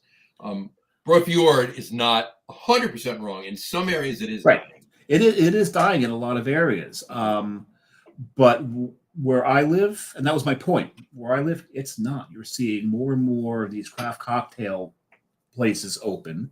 They're getting fancier and, in my opinion, more ridiculous with these like smoke boxes they put on things, and then these foamers, and it gets a little strange. You know what? It does get strange, but I'm not against the smoke box. I don't know. I even had this one. If we needed a fourth, I even brought this up, and we're not gonna. No. I like smoked beers, but I'm not talking. But I'm talking like taking those things and infusing smoke into the cocktail. I'm not sure how I feel about that. But I have one of those too. I've only used it a couple times, but I do have one. It's so I'm really not sure, but they're getting so fancy at some of these bars. It's becoming it's becoming more of a show now. Yeah. And it was you're not wrong. But different than the show was in the day, where they're flipping the shakers, running and all that. What do they call that? Cocktail flair. It's not the flair, not so much. It's really more of the care taken into making the cocktail itself. Right. And I do love watching a bartender at their craft, taking the care, getting the timing down. Mm-hmm. I love it where you'll get someone at a bar, they've ordered a particularly complicated drink or even a classic. Sure. And the bartenders made it. They poured it into the shaker, and they put the shaker down. They do something else, and now that person's a little pissed off. Why isn't they taking care of my beer? Well, because you kind of need some of that ice melt to make that cocktail what it is. Mm-hmm. Right? There's a timing mechanism. It's like pouring a Guinness. Right. Some of these things. So, yeah, you're absolutely right. In some places, bar culture is dying. A lot of people are staying home and doing things at home more in so many places. But in the cities, it's vibrant, it's evolving, and it's getting a lot more expensive. Well, see, that's the problem too. Okay, you just hit the nail on the head there. The fact that it's getting more expensive is shutting some people out. All right. Now, and make no mistake, I love bar culture. I love going out to cocktail bars. I love going out to beer, breweries, and making that best friend for a couple of hours. 100%, absolutely. That you'll never see again in your life. Absolutely, and no, maybe you will though, because if you have that big of a rapport, you go back, okay? Because that's no. I'm not talking about the bartenders. There's that one. Oh, there's somebody at the bar. Yeah. They're sitting next to. Right, I know. But that being said, for what we do, like on the other show, on the End of Chaser show that we've done, okay, the cocktails that we've done on that show. I'm sorry. I'm not going to pat myself on the back. I'll pat you on the back. You can pat me on the back if you want. You can kick me if you want. Okay. All three of us have made some amazing spectacular cocktails. Right. And we're getting that book done. We are. That chocolate cocktail, that après ski cocktail that I make, I drink that constantly. The last couple of cocktails I did in the last couple of shows, fantastic. So and Tom has done a couple of cocktails, and you've done a few that I need to do, and I still haven't done. Right, I need to go back and look at the recipes and do that. But my point being, are you writing yours down? I wrote all of mine down. Of course, I wrote all of mine down. Mine are rolling here. I have a book too. I got it. But here's the thing: there's a lot of reels out there. There's a lot of podcasts. There's a lot of reels. There's a lot of people to follow on Instagram, Facebook, whatever. So for those bars that the prices are going up and up and up, and all of a sudden now we're paying $24 for a fucking drink. Yeah. Right. Why wouldn't somebody want to go buy a bottle of Buffalo Trace for $28, $30 when it's available? When it's available, right? Yeah. Because it's harder. But and then get the bitters and whatever else they need to do, whatever other spirits they need, and they can make themselves, a couple of dozen drinks. Well, maybe not a couple dozen, but a dozen or more, 12 or 15 drinks. Watch those reels. Watch those videos. Sit home and relax and make their own cocktail. And right, instead of watch these reels. Now, I'll give you one caveat on these reels. Sometimes what they're doing, they have no clue what the hell they're doing. They're pretending to know what the hell they're doing. So people are like, "Oh, I'm going to do this too." Like, no, yeah, some of them you got to know who you're watching. You got to know who you're watching. Like sometimes there's those like cooking shows where I'm watching going, that's going to taste horrible. That doesn't work. Oh my God, your technique's wrong. You're going to cut your finger off if you keep using a knife like that. Yeah. But they're doing it with such elan, such spirit and confidence that people think they know what they're doing. Right. So be careful. But watch these things. And we'll tell you right off the bat on the other podcast, and a chaser, that we think we know what we're doing, but we're kind of full of shit. It's just experience. It's just we have made more cocktails that nearly made us throw up. What's funny is, okay, two of us, either have been or are currently bartenders. I'm not. And the other one of us have made more cocktails than the other two. So constantly. Get the Broad Fjord's other comment, because I like that one too. Yeah, so we'll put that one up. And Broad Fjord's other comment is, Wayfinder Beer Company in Portland is a great lager-focused brewery. That's where Kevin Davies, Gold Dot Brewer, was previously. Absolutely. And we're glad you brought this up. It's one thing you don't have to tell John and I, because John and I order from Devore, and the first two things we always look for is Peter Allen and Wayfinder. Yeah, and Wayfinder and Broad Fjord, we don't have a confirmed date yet, but Wayfinder is going to be on the show within the next month or two. Yes. I'm so looking forward to that.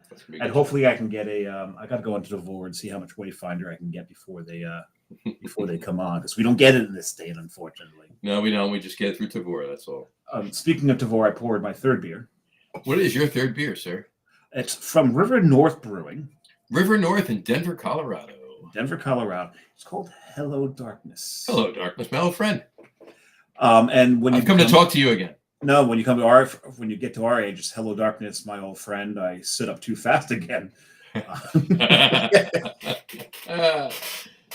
I poured it because Halloween's coming. I poured it in this thing, and how you creepy. Love that glass. I love this glass. Love that glass. How creepy does it look in that glass? Because the eyes and the mouth, that's clear. You're supposed to see clear. So putting a dark beer in there to make the eyes jet black. That's pretty fucked. Yeah, I kind of like that. Yeah, it's pretty. It's kind of like the alien thing going on, in X-Files, if you remember that, where their eyes were black. My favorite thing I ever did in this, though, I put Necromango-Con in this once. Necromango-Con, yeah. Because it's got that gold sparkling color to it, and that was. I love when you put the what was the beer that Rob did, and you put in there the red. Was that? Oh, that was the blood one. It was the blood one. Yeah, the bag, right? It's the bag. It was the A positive, B negative, and AB, and all that. I forget what he actually called that one, but it came in different. Depending on how long he left it in the fermenter, as to which blood type it was. Right. And the great thing is that the juice that he used, he had a lot extra of it. So he took that juice and he put it in blood bags and sold that as well. That was fantastic. Yeah, that was a really cool thing. I wonder how many of us bought that and then we just wound up throwing the bag away eventually. Because I was one of them. It's like, what are you doing? You never had it? You didn't drink it? No, because I drank the beer. Could have drank the juice. Would have been interesting. I probably should have, but you probably should have. I held on to it for too long. What do you got there? What's your third? Well, I'm taking my obligatory picture. Hold on one hot second. 1, All right, there you go. I told you one. That was it. Okay. Just one. Okay. That was pretty. That was pretty hot. That was pretty hot. All right. So my third beer is again on the style Fall beers. fall beers, but not pumpkins or Oktoberfest. This is from Little Water Brewing. I'll put the scroll up there. Little Water. I keep saying Little Water. Little Water is a distillery in Asbury Park. I was going to say that. Atlantic City, not Asbury Park. I'm screwing everything up today. Remember the conversation earlier? I'm just all over the place today. Yeah, it's my first day off in a week, so there you go. John's brain is not with him right now. I need to just come down a little bit. There you go. Okay. So anyway, from Little House Brewing in Chester, Connecticut, and right here it's apple cider donuts. It is a Scotch ale, as Dave knows. It's one of my favorite styles. It's a Scotch ale. It's a Scotch ale with apple cider donuts, cinnamon, and vanilla. Now, I'm going to tell you this right now. I have not had this yet. I have been told great things about it. And you can guarantee you can smell it already. Yes, I can smell it already. You probably could smell it when you cracked the can. Yeah, I did. So I'm going to taste it right now. Hold on. Now, I've never had an apple cider donut beer that I thought was good. They almost always screw it up. Get this. Get that one? Okay. Wow. That is a Scotch ale, and you know what? I'm getting the cinnamon is muted, and that's a good thing. That's a good thing. You don't want cinnamon in your face, right? Unless you're drinking a cinnamon, unless you're drinking Fireball or Jack Fire, you don't want cinnamon in your face. And if you're drinking Fireball or Jack Fire, let's not even talk. But to each his own. Have at it. I'm not, but there you go. Although I will tell you, I'll tell you something later. Remind me later. Just remind me Fireball. I'll tell you later. But cinnamon is muted. The vanilla is kind of just a padding. Okay, it's there. It's kind of subtle in the background. That's how it should be. The apple cider donuts are kind of mid, so they're there. You know they're there. You can pull them out more than the cinnamon. So what you're saying? It's still a Scotch ale. It is a Scotch ale with apple cider donuts, a hint of cinnamon, and a nice padding of vanilla. Gotcha. Mm-hmm. Oh, so and look at that too. That is a nice deep Scotch ale. It is. It's a pretty beer. Well, when you told me what it was earlier today, I was thinking, wow, I've had so many of these that were awful, but I've never had one that was a Scotch ale. This is very good. And I won't out the brewery. I had this conversation with Dave earlier, and I will never do that. I will not out the brewery.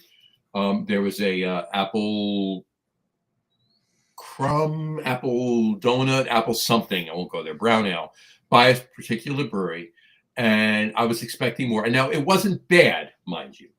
Okay, it was certainly drinkable, better than just drinkable, right? Okay, but it was not what I was expecting from this brewery. I was expecting more from this brewery. Not the quality. I think I know which one you're talking about. Right. I thought that was a cider donut IPA. No, it was not. Remember that one? I remember that one, yeah. That was a mess. That was a mess. And that's from a brewery whose beers typically are never messes. Never messes, exactly. So I don't know what happened there. Broadfield's giving us some really great brewery call-outs here. Yes, that's another good one. Oh, 1 second, Broadfield, before I put that up, Brian Boak did say brewery, Lost Colony. Beer name, Hatteras Red Ale. So the style is not Hatteras Red Ale. The name is Hatteras Red Ale. There you go. What's the style? It's a red ale. Oh. We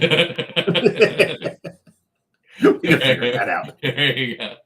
Anyway, Brofjord said, Hood River is a great brewery destination with Frame. Oh, I love Frame. Oh, and I have a smoked porter, smoked maple porter that I got. Frame? From Frame. Yeah, I have to have that. I got to have it on the show soon. I'll have to pull that out. I'll have to pull that out for one of the early November shows. Well, let me just pull this out.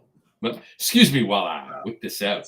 There you go. Full Sail. You know what? I used to love Full Sail. Full Sail made solid sales. Yeah, they were a brewery. They were in New Jersey that brewery was in New Jersey for a hot second. Yes, they were, and I drank a lot of their shit. Double Mountain and Ferment Brewing. I guess I was talking about the mid-90s traditional. I've had Ferment Brewing. I haven't had Double Mountain. mid-90s traditional divey bar culture. You know what? That you're 100% correct. You're 100% right on Yeah, that one. That's starting to die. That bar culture, that is definitely dying out. And it's a shame, too, because I love me a good dive bar. What's great, though, is in the state that we live in, every year they do NJ.com still, because they do the top restaurants, top bars, and all that. They do the top dive bars in all three areas of New Jersey, of the north, the central, and the south. Central Jersey exists. Don't argue with me. I'm point already. I live here. You used to live here. It exists. And by the way, I'm only about like 5 blocks above where Central Jersey would end and South Jersey would start. But yeah, no, it's not the Manasquan. 195. 195. It's Route 70.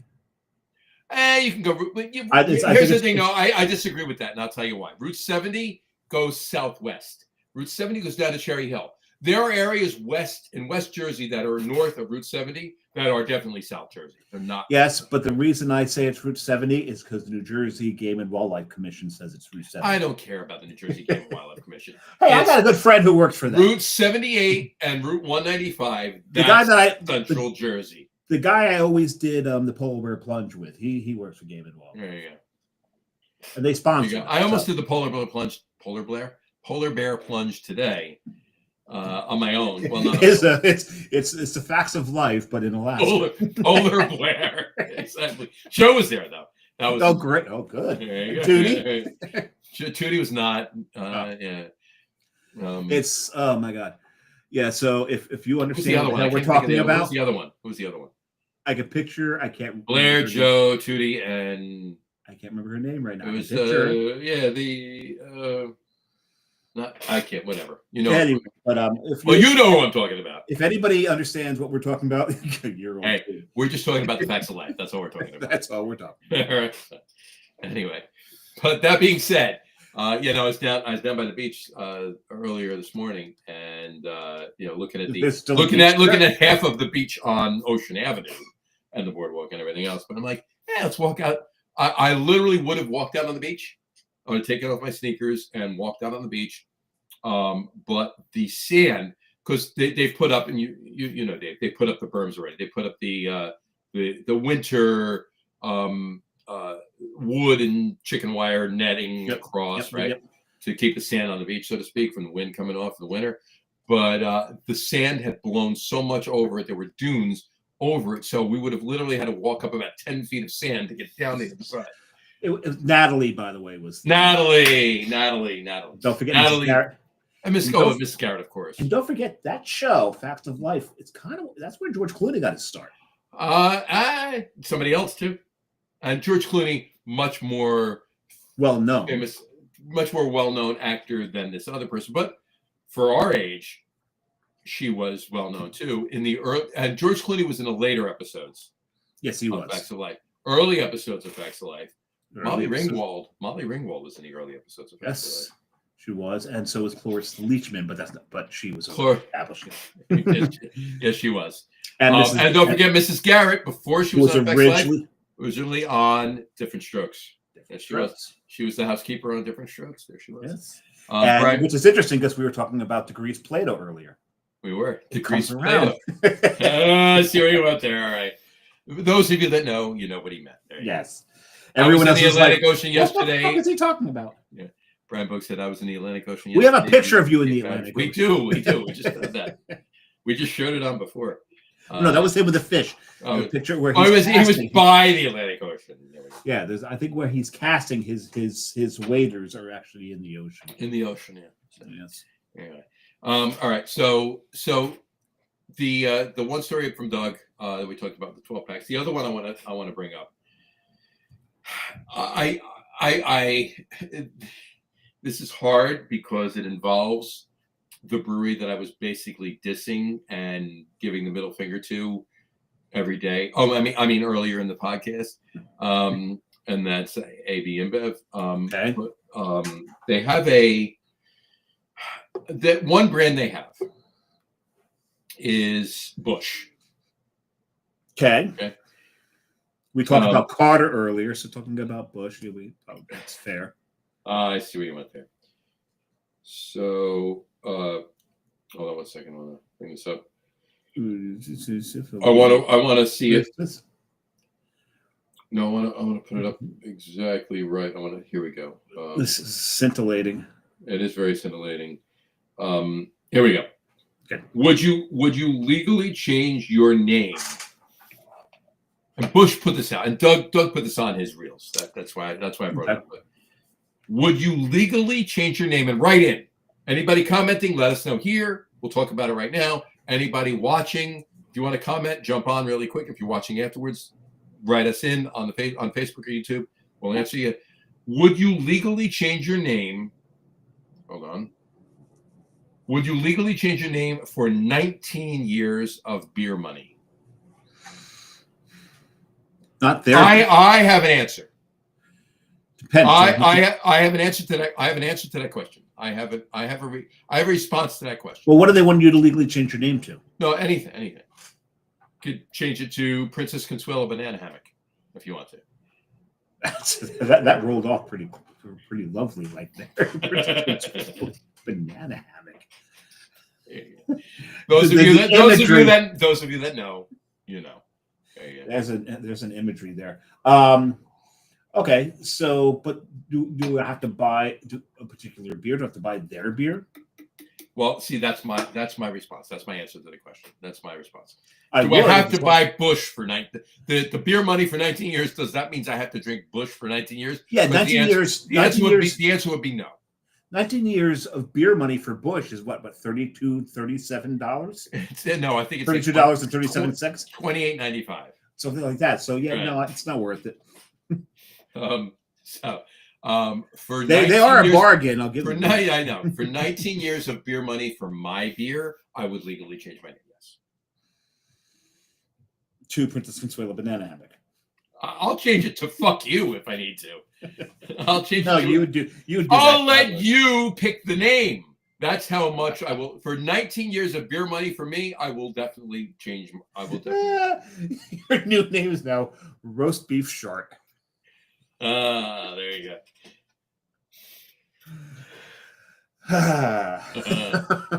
Keep it up, funny boy. That's such a great word. There you go. Shark. There you go. Oh, I had something before. I gotta remember it. It'd be funny. Okay. But anyway, no. So, would you, Dave? If it was Bush, we know it's a no. But if it was all beer that you normally buy and drink for 19 years of beer money, would you legally change your name? Yes. So would I. 100%. Yeah. Mm-hmm. I could be a Bob. There you go.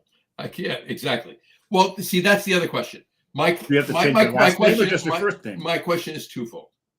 Threefold, actually, now that you bring that up. Threefold. One, what beer can I buy? Does it have to be Bush, or can it be whatever I've been buying for the last? For the last 19 years. Right. For the last 19 years, I won't even say for the last, forever since I've been buying beer, but for the last 19 years. That's number one. Number two, do I have to just change my first name, or is that my last name as well? And number three, can I pick the name, or does someone else have to pick the name? Those are my three questions. Yeah, inquiring minds want to know. Inquiring minds want to know. What say you? Anybody? Let us know. Would you change your name? Would you legally change your name for 19 years of beer money? And I'll give you the stipulations. I'll give you the exactalities, the legalities, if you will. All right. 19 years of any beer money for any beer. Beer money for any beer you want for 19 years. So whatever beer you want to buy for the next 19 years is paid for, no matter what it is. Okay, that's number one. And you need to change your first and last name. And we, meaning me and Dave, we get to pick it. Now, by the way, hold on, whoa. Disclaimer. We are not making a contest here, and we're going to buy your beer for the 19 years. This is theoretical. We get to pick what you change your name to, unless you're married. And in which case, your father-in-law gets to pick your name. Love it. Done. Done. If you're single, we get to pick your name. Yep.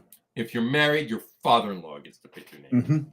Okay. Corey, Brian, have at it. Because you know there's going to be some cool ass shit coming down the line. I'm gonna be thinking about that one for a little while. Here you go. Anyway, but in any event, yeah. So let us know. Seriously, comment right now. Comment if you're rewatching. Comment because we'll still get the comment, or just message us, or write into the website, which is www.loggerroom.com. Brendan Forbes just commented in. Hey, Brendan, how you doing? This is Sarah asking how much we trust you and how much I trust my father. 100%. Absolutely. Absolutely. And I'll give you a hint. You shouldn't trust us. Trust me. When we get done with it, you're gonna wish it was Princess Consuela Banana. Oh yeah, we can be creative. We can be very creative. Anyway, I love that, Brendan. Thanks. Cheers for tuning in. Brian Boak just commented, Lost Colony renamed their blonde to the Blonde of Frankenstein. I texted you the picture to show. Yep, here it is right here. Put it up. There it is. Oh, you know what? She's pretty cute. Yeah. You know what? She's got a nice. You would drink that head of hair. Yeah. Nice streak in there. I would drink that. Yep. Yeah. Brandon said, "Yeah, I'll stick with my name, thanks." 19 years of beer money, Brandon. Come on, think about it. And look, it's any beer you want too. Yeah. Okay, you could say you want 19 years of Utopias. All right. We'll add something. After the 19 years are over, you get to change your name back. Oh yeah, after 19 years are up, that should be a given. Right back to Brendan Forbes. Exactly. And Fjord said, I don't know if they're still around. You guys have me thinking about Tuckahoe Brewing Company's new Brighton Stout. Oh man, so good for craft beer money. I would ponder. New Brighton Stout was very good. Tuckahoe was very good. No, they're not still around. Yeah, we hate to disappoint you, but they have shuttered. It did close. They shuttered. Yeah. They did. It's a shame. But you're right. New Brighton Stout was fantastic. It was very good. Okay, so Mr. Boak was apparently not listening. We're not the ones paying it. We're not paying. Apparently, Bush is paying. Yes. Well, AB InBev is paying. Can you Which one? Herbert Walker or W? Which, both of them together, I guess. Well, I guess it's only W now. Yeah, because Herbert's a little underground. A little bit. But so yes, can AB InBev afford 19 years of your beer money? I'm sure certainly they can. think so. Yes, I think they can. Now Gene Lynch's not so sure. That's going to be close. We really, really hope they put. If we put all of us together, everybody in the one group that we're all in Facebook, we'd break them. We would probably close to bankrupting them. Yeah. We probably wouldn't, but we'd have them on the skids, if you will. Yeah, it would hurt. Mm-hmm. But thanks, Brendan, for at least considering it. But Fjord, you know what? You're not far off on that beer. That was pretty damn good. Yeah, that was damn good beer. That was good. So, Tuckahoe, did I tell you about the time I became their rep for a night? For a night? Oh, yeah. Was this? Wait. Was I there? Was this at Tap House 15? No, not Tap House. Tap House Grill in Wayne. Tap House and Grill in Wayne. Yeah, no, I was there. I was there with you. You were there. It was the first ever New Jersey tap takeover in the state, because this is the early days of the craft beer revolution in New Jersey. Second, what was the first one? Well, yours was not as well touted because no one knew about it. Well, no, everybody, the people that knew about it knew about it. It was very busy that day. You just weren't there. The people that knew about it knew about it. Gene was there. Gene's everywhere. Scott was there. Brian was there. Mike was there. Augie was there. Mike Kane was there. Mike Kane was at this one too. Of course, no one got any cell reception because it was in. It's the thing is encased in bricks. The bar, yeah. No, but he had to walk outside to make it. But Tuckahoe showed up. They did. And it was a husband-wife team, and they showed up. They talked to people for a little bit, and they're like, we really got to run. And they said, "Do you mind if we leave all our giveaways with you guys?" Right. And so we're like, "Yeah, we can rep for you." So we rep for them for the rest of the night. I was at the table when they did that to you. Yes, you Yeah, were yeah. standing there. I was already repping for Cricket Hill, so it didn't Yeah, matter. you were repping Cricket Hill. That's the night I met Bob Olson. Mm-hmm. And he still wasn't open yet. Not even contract brewing. No, he wasn't open yet. He wasn't actually even legal to pour yet. No, he wasn't. But I enjoyed his beer anyway. I can't disagree with you. Man, I used to love the Bob Olson care packages. The no ryeing in baseball. Baseball was quite lovely. Mm-hmm. He had some really good stuff. For those of you that don't know, Bob Olson, full name Robert Olson. If you take the words Robert and Olson and rearrange them, it spells out Bolero Snort. It's an anagram. And that was done by someone a lot smarter than him, his wife. Well, he's not going to disagree with you with that. No, he will not disagree with that. No, he has said it many times. She's much smarter than me. She anagrammed my name and came up with Bolero Snort. There you go. And then so we have his wife to thank for all of these bull puns that they've come up with. Absolutely, gotta love it. In fact, 2 or 3 years ago, Coastal Brew Works, we did a April Fool's Day bull pun. We did Bull Shark. Yes, we were releasing Bull Shark. Yeah, so never did get released. We didn't get released. No, you never did a shark themed one, which is we were planning to do one, and we never did. Yep, but you will one of these days because the head brewer is a shark aficionado expert.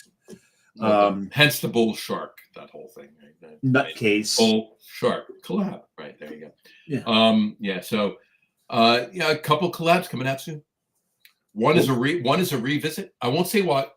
We'll announce them when they happen. You've only done 2 collabs, so kind of done about 8 collabs actually. But have you really? Yeah. But someone wasn't keeping one is a revisit and one is a brand new one. So very cool. There you go. So, anyway, look forward to that stuff. Exactly.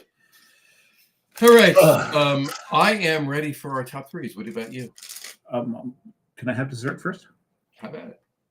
Your dessert is a pretzel. Oh no! We're going to go back to something we normally do at the top of the show. Happy National Dessert Day. I love these things. Have you had these yet? Buc-ee's, they're so good. Yeah, I haven't had the coconut. I haven't had coconut. It's only out like in the beginning of fall. Yep, they're fantastic. I love them. These are to die for. They're so good. I had someone at work hooked on these, and then when she found out they were seasonal, couldn't get them anymore. She wouldn't talk to me for a while, so I got a whole bunch. Well, Carrie found them and got her a whole bunch of boxes. Nice. These are really good. So I'm having my dessert, which I was having in the form of a beer, though. Dessert in the form of a beer. Mm-hmm. This would make a good beer. That would be interesting. I don't know if I have. Have you ever had dessert in the form of a beer? I think everyone's had a dessert beer, and if you haven't figured it out yet, our top 3 dessert beers. Top 3 favorite. Well, yeah, that's the top kind of implies favorite, but top 3 favorite dessert beers, right? So when John came up with the idea to do that, I'm like, okay, define dessert beer in this case. And John, you said. I said beers that are adjuncted. Hold on. I want to read exactly what I texted you because I thought I texted you.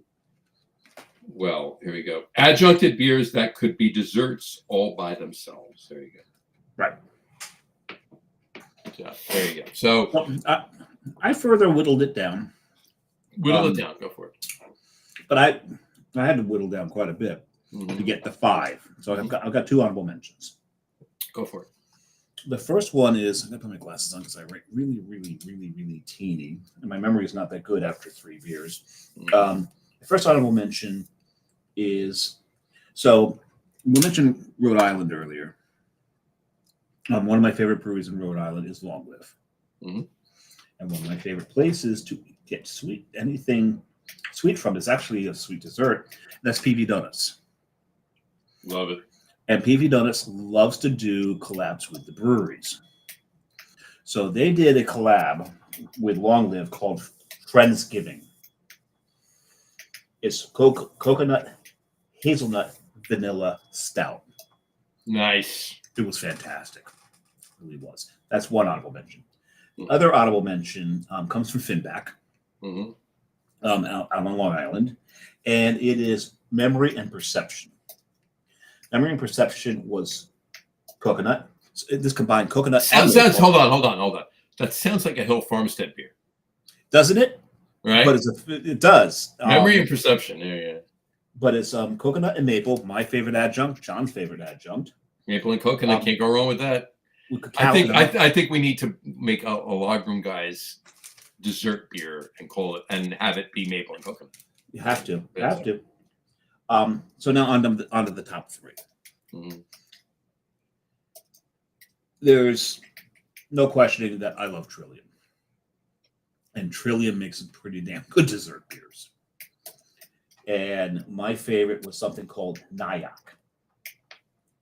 And it was toasted coconut and cacao. What's it called? Niyok. Nyack. Nyack. Fantastic beer. It sounds. It's not, but it almost sounds like what Cliff Howard was drinking, and that's was that a Trunnion? Yeah.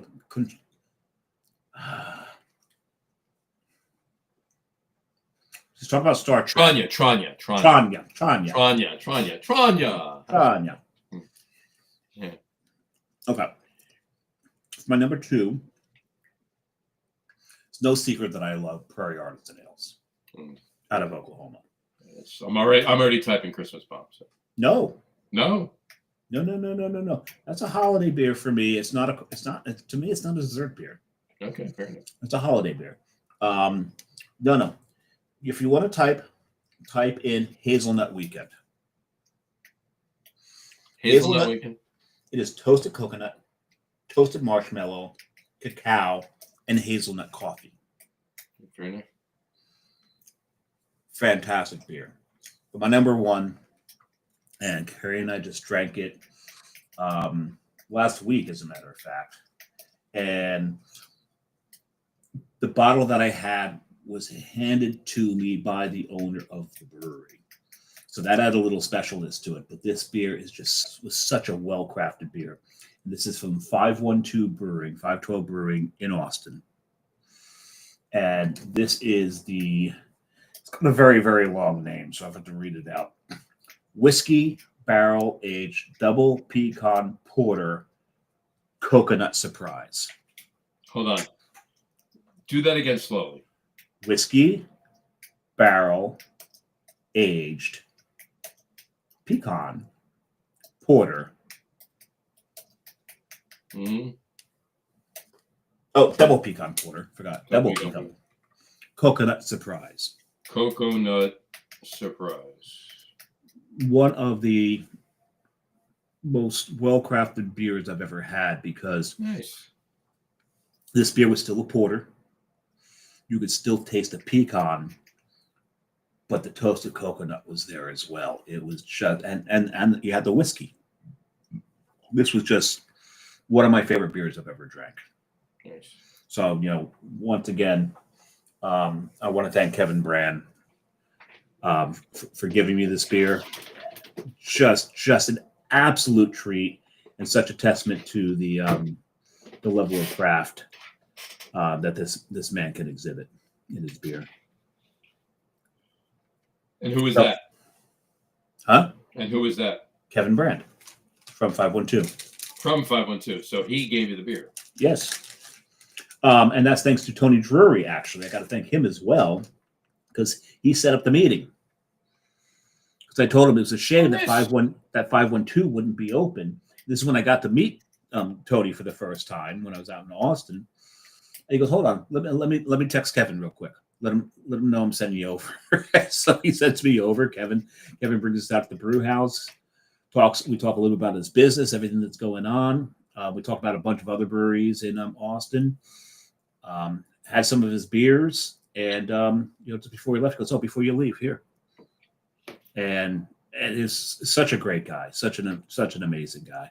Nice, very nice, cool. All right. And if you can find, and if you get to Texas, the straight up pecan porter is fantastic. Absolutely fantastic. I'll have to look for that. I am. All right.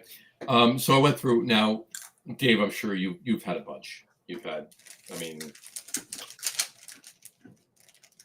crazy amount of beers, as have I. Mm-hmm. I have one honorable mention, and then I have my top three. All right. My number one. My first one, my honorable mention, is from Backwoods Brewing in Washington. I've heard of them. Pecan Pie Porter. I've not had that one. It's very good. It's very good. It's the pecans in it are really, they're not, it's well brewed. Let's leave it. Okay. So it's sweet enough with the pecans and the porter, and it's obviously most of the sweetness is coming out of the malts, not out of any adjuncts other than the pecans. But it's a really well brewed porter, and you know me and porters, I love porters, but this is really well brewed. Yeah. I'll say one thing: all the beers I listed there, not one of them was a lactose beer. And neither am I. Okay. My number three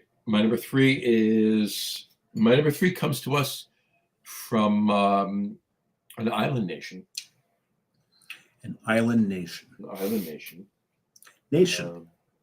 Yep. And it's a conglomerate of 5 countries. A nation, 5 countries in one nation. 2, 3, 4, 5. Yeah, 5. 5 islands or 5 nations? 5 nations in 2 islands. In one country? It would be not in one country, 1 island. Well, 2 islands. The UK. All right. I was like, because you're not making much sense. All right. I'm trying to. It comes from England. How's that? England. Okay. England. There you go.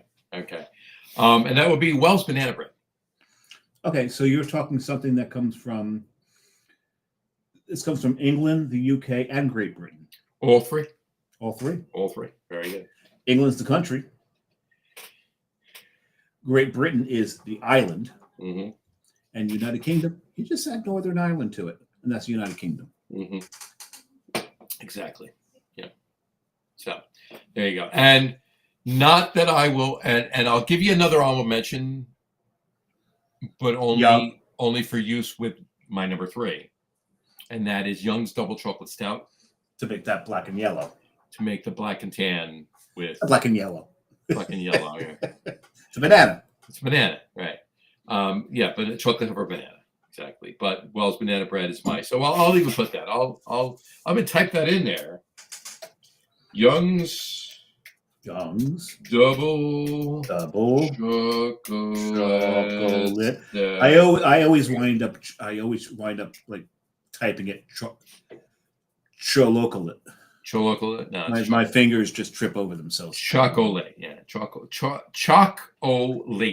There you go. Chock full of nuts. Chock full of nuts is that heavenly coffee. Better coffee a millionaire's money can't buy. Because it's got chicory in it. It's got chicory in it. There you go. It actually absolutely does. It's a New Orleans style coffee. Chicory and coffee is very good if you had it. We actually on subscription get the New Orleans style coffee from Rook. Mm-hmm. That's fantastic. Don't sleep on chicory coffee. Don't sleep on chicory coffee. No, it's uncomfortable. It's gritty. It's very. But don't ever set your coffee maker to bold when using that, because you can't. It becomes undrinkable. It's too much. Yeah. It's a bold coffee to begin with. And quick aside. I told you to get this apple cider donuts, and I told you to get the Victory pretzel beer. The apple cider donuts being from Little House, but. And I've mentioned it on another show. This year's fall variety pack from Sam Adams includes their Oktoberfest and their pumpkin. Yeah. But it includes their Helles lager. It's Harvest Helles. One of the most amazing beers I've had from Sam Adams. It's so good. Very cool. Get it, but my point in bringing this up is based on what we were just talking about. Dogfish Head, granted, same company now, right? Both Dogfish Head and Same Apps in bed together, but they had a fall rewind pack. And I mentioned it on the earlier show, but if you haven't seen it, about this. if you haven't seen it, the fall rewind pack, and yes, the fall rewind pack does include 60 minutes. So I'm not sure why that's in the fall rewind pack. It's only a Sam Adams thing where Sam Adams is including Boston Lager, our core beer, in their variety packs anymore, but now Dogfish Head is, but whatever. Yeah, so the 3 beers that are in it, Pumpkin. Pumpkin is in it, right? But the 2 beers that you're going to get them for, right, is Raison d'Etre, and the one that I would actually buy the thing for, exactly, and Chicory Stout. Chicory Stout. Speaking of stout, you get the fall rewind pack. You're going to get 3 cans of Raison d'Etre and 3 cans of Chicory Stout. That's a beautiful thing. So get yourself a case, and you have a 6-pack of each. Now, talking about stouts that are coming back, Victory, who makes the pretzel beer, is going to start releasing Storm King again. I did hear that. They're going to release Storm King again. That's so thrilled. That is the only thing that can make me happier than Victory releasing Storm King is them re-releasing Old Horizontal. I get that, but my favorite beer of theirs was always Storm King. Always was Storm King. 100%. And one year they did a coffee variant. Yes, they did. You're right. That was fantastic. Oh, God, I hope they do that again. Yeah. All right, so Your number 2 now. My number 3 was Vanilla Wells Banana Bread. My number 2, Evil Twin Imperial Biscotti Break. Geek. You said Greek. You said Greek, didn't you? Break. Oh, break. I thought you said Greek. Imperial Biscotti Geek. No.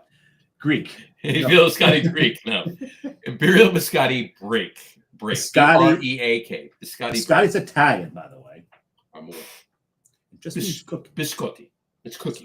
Biscotti. It's a cookie. You got to pronounce both T's. Don't forget, you got to pronounce both T's. Biscotti. And here's the thing, because we're Americans, and so we're kind of stupid. We think biscotti are the things they serve with espresso. Right. No, biscotti just means cookies. So one of them is not a biscotti; it's a biscotto. And you also because it's the male version of the biscotti. No, it's male. It's biscotto. Biscotti is plural. Yeah. But the things that you get with the espresso, they're cantucci. All right, so David's showing his Italian. Well, I'm trying to learn more. I'm trying to go back and learn more Italian. You said you wouldn't do it.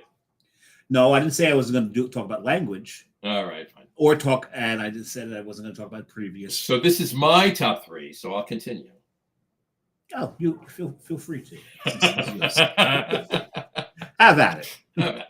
Anyway, so Evil Twin Biscotti Break. Now, have you had it? You've had it, right? I've had it. It's okay. But here's the thing, and this is my point, right? Now, I went through this, and I'm going to say this right now. You're a bit more Italian than I am. I am, but between my number 1 and my number 2 and my number 1, I'm gonna say that that's gap. Well, no, because I went through it and I'm like, okay, so these are dessert beers. Now, these are not beers per se that I would drink. Like, oh, they're so good, I need to get like a case of them and drink them constantly. Right. No. Who wants to do that? Who wants to eat nothing but vanilla ice cream? Who wants to eat nothing but Rocky Road? Who wants to eat nothing but cheesecake? Well, now, all kinds of shit to put on it. No, yeah. Now, mind you, all of us will start out by saying, "Hell yeah, I'll eat nothing but cheesecake or ice cream." But a half an hour in, you're like, I'm done. I can't eat anymore, right? So that's my point. So while some of these are amazing beers that you can have 2 or 3 of, right? But I want the ones that are so well brewed and so over the top dessert and perfect to style, and also to what they're trying to be. That's what's giving me my favorite dessert beers. Okay. So yeah. Now, am I going to drink 4 or 5 Imperial Biscotti breaks on straight by myself? Hell no. No, the whole point of it, as you said, it's something that could become dessert. So you're just I'm ordering one. Like you go to a restaurant, you have food, you have your dinner, and then you order dessert. You have one thing of dessert, right? Unless it's tiramisu, in which I'll order 5 of them. 6, exactly. Right. Yeah, maybe 6. Well, 6 is a bad number, so I stop at 5. There you go. Have 8, then go there. Yeah. Oh, 7. 7 is really good. 7 is good. There you go. So anyway, so Evil Twin Imperial Biscotti Breaks my number 2. And my number one is going to be something that Dave's going to go, whoa, really? You want that? But it is. It's so spot on, and it's so spot on, and it's so stupid, and it's so a beer that I can have no more than one, if not less, of. Yeah. All right. But that's Southern Tier Creme Brulee. I knew you were going to say that. Creme Brulee it's one of the diabetes beers. 100%. Yeah. So you're not having more than one, if not less, of it. Yes.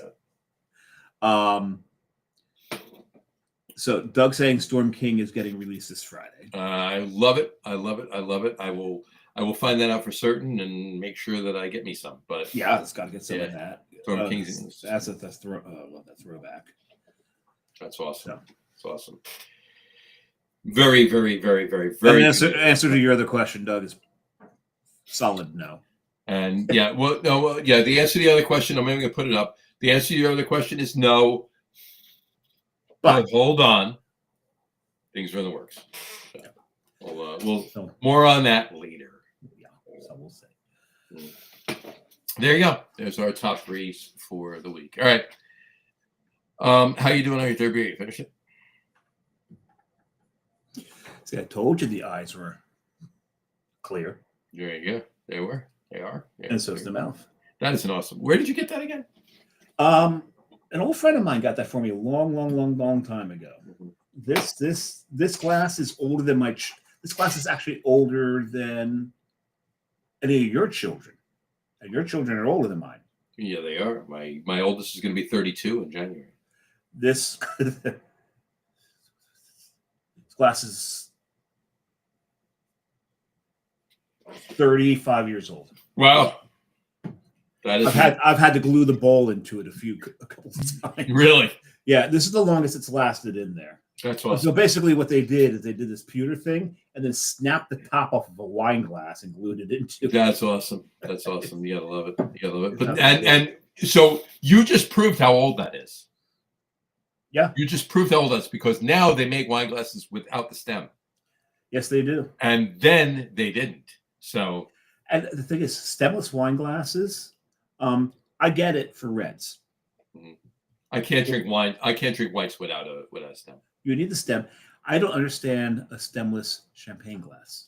That's just sacrilege. Yeah, that's ridiculous. And not for nothing, ever since I started drinking champagne out of a coupe, mm-hmm. which is what it's supposed to be drank out of. Yeah, it's not a coupe. You need a coupe, not a flute. I can't drink out of flutes anymore because it's so hard to pour without. Did you ever try drinking champagne out of a clarinet? It's so hard. It really is. The key is not to open any of the valves. No, you want to keep everything closed, upside down, and then drink it. Right? You want Yeah. Well, the thing is, now here's the thing. The reed tastes great afterwards. The reed's amazing afterwards. It's so. Now the whole thing about this thing with dessert beers, I'm glad that you specified beers because otherwise all three of mine would have been meads. There you go. Right? Because let's face it, Melavino made some great dessert meads. Actually, a lot of the meaderies make great dessert. A lot of the meaderies make great meads, but Melavino, look, they were special. They were special. They were over the top, right? We're not going to, unless Sergio decides to revamp it and come out of retirement or whatever you want to call it or whatever, we're not going to have them again. But they were fantastic, right? They were so good. But look, and no disrespect to Sergio, while I will admit that his meads were just well over the top, there are a ton of solid meads out there that are crazy dessert meads. Yeah, Superstitious out of Arizona makes fantastic meads. Garrett Geest is another one out of Florida. Right. The thing is, there's so many meaderies I'd go to and I'd start talking to them and then find out that I knew about Melavino and you just see their eyes go, oh, damn. Oh. Shit. He's had Melavino. I can't even talk to him now. So anyway. All right. Anything else? I can't wait to sleep. Yeah. I need to eat and then sleep. Big day tomorrow. Why is it big? Going to do some things in the New York area. That's right. You did mention something like that. And on Friday, the new Frankenstein movie comes out. Del Toro's Yep. Guillermo del Toro's Frankenstein. I forget who it starred. Not Benicio. No. I don't think he's in it. He's the actor. But a lot of the things. So the company I work for has a lot to do with this movie. So we got some. They gave us some tickets to the premiere, Mm-hmm. and we didn't have a lot of them, so we had to enter a lottery into it. I'm going. You're going. Awesome. Good for Yeah, you. yeah, that's gonna Good. be a lot. That should be fun. And like Carrie brought up, premieres they usually give swag bags. Very nice. That could be pretty cool. We'll That could see. be pretty cool. That could be pretty cool. If they do, we'll see. If not, And I got to see the movie. you could get to see the movie. One way or the other, you get to see the movie. So there you go. Yeah. So There you go. that's Awesome. gonna be cool. Kudos for you. And for anybody out there that's a Rush fan and was thrilled about the fact that they're coming back on tour, Ticketmaster can go fuck themselves. Well, we've known that right up their fucking asses. Ticketmaster can go fuck themselves. I'm so done with bitter's this the word. bullshit. Well, they've been doing this for a long time. I mean, are they in cahoots with the New Jersey ABC? They might be. It might be. I think AB InBev has something to do with I it. believe that's right. But yeah, no, the Rush announced that they're coming back around with the Holy crap! Christopher Waltz is in Frankenstein. I love that actor. very nice. Yeah, no, and any prog rock fans out there, any Rush fans, obviously, they're coming back around and Getty and Alex are doing a 50-something tour for their right. But anyway, 7 cities, 2 dates each. They announced the other day that they extended New York to 4 dates. I got on the pre-sale, and I was like number 30,000 or something on the pre-sale, and not even a quarter of the way into it, they announced there were only like $2,000 tickets left. You know what? Bite my ass. As much as not after what you went through today. I'm not touching. You suck shit. Okay. No, I'm not going to. As much as you beg. My point being, you dick, is no, that's not getting near your. Is the fact that and I was going to say I'm sure, but I'm not sure. I hope that Getty and Alex aren't part of that, right? I'm sure it's just a Ticketmaster money grab, right? And I'm sure it is. I really am, right?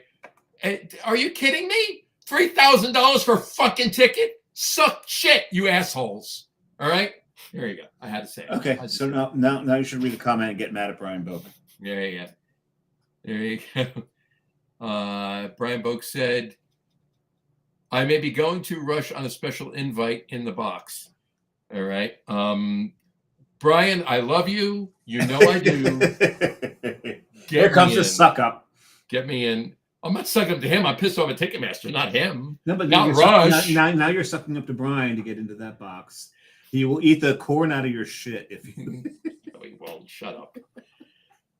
Anyway, see Rush. Look, I hope to see Rush. You might. The concert is exactly. Doug Smith just said, "No way am I paying $2,000 to see Rush. I saw them in 19 I'm good." Well, see, Doug, that's where we differ just a little bit. I'm not good. I want to see them again. I haven't seen them since 2013. I did miss their last tour.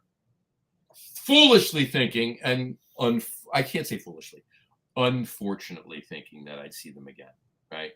In 2015. But the last time I saw them was 2013. I have seen them 24 times. Did I just say that? I have seen them a lot since the early 80s, right? But I've seen them a lot. But I want to go. I don't want to go to every show. I don't want to see everything. I just one more time. And I'll be honest with you, what I was thinking about doing is taking my son, because my plan in 2015 was taking my, at that point, 15-year-old son. Okay, he's 25 now, just the other day. I want to take him. I want to take him to a Rush concert, and that's kind of what I want. I want to see them one more time. I want to see Getty Alex one more time, and I want to see them one more. And I want to take Jonathan. That was my point.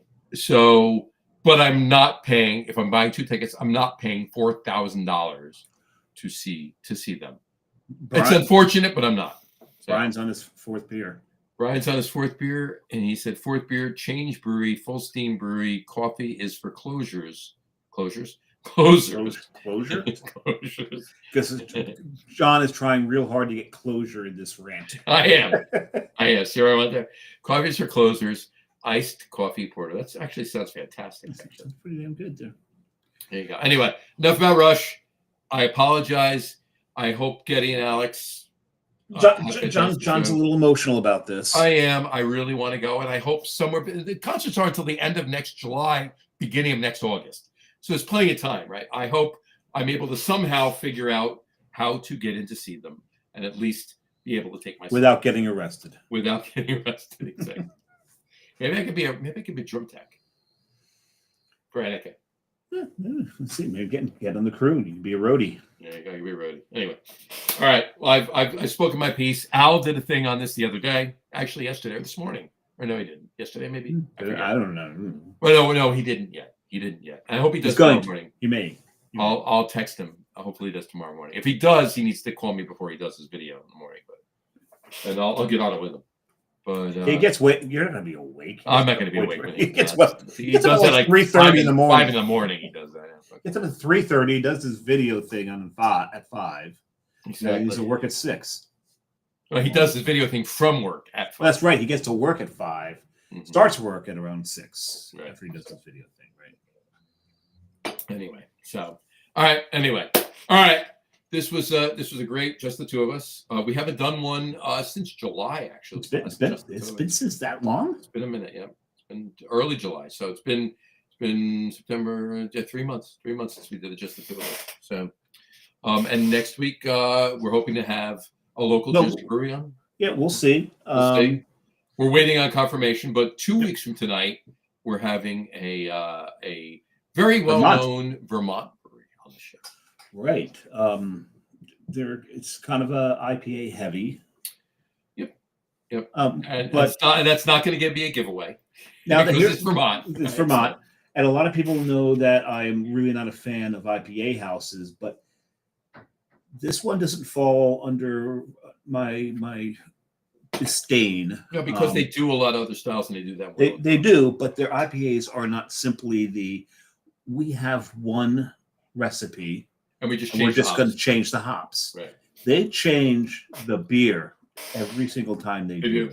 They do, and they have other beers too, and they're really spot on. So yeah, so really excited to have them on. We're going to talk about all of that, and coming up after that, we have, like I said, we have Wayfinder down the road. We have a few other surprises for you in November. And see if we got some. We have a few other surprises for you in November. Our Tuesday before Thanksgiving show is going to be our annual holiday beer show with Brew Guru and Beer Whisperer. Mm-hmm. And Doug wants to know we'll DM you. Yes, we'll DM you right after the show. We'll let you know. Yep.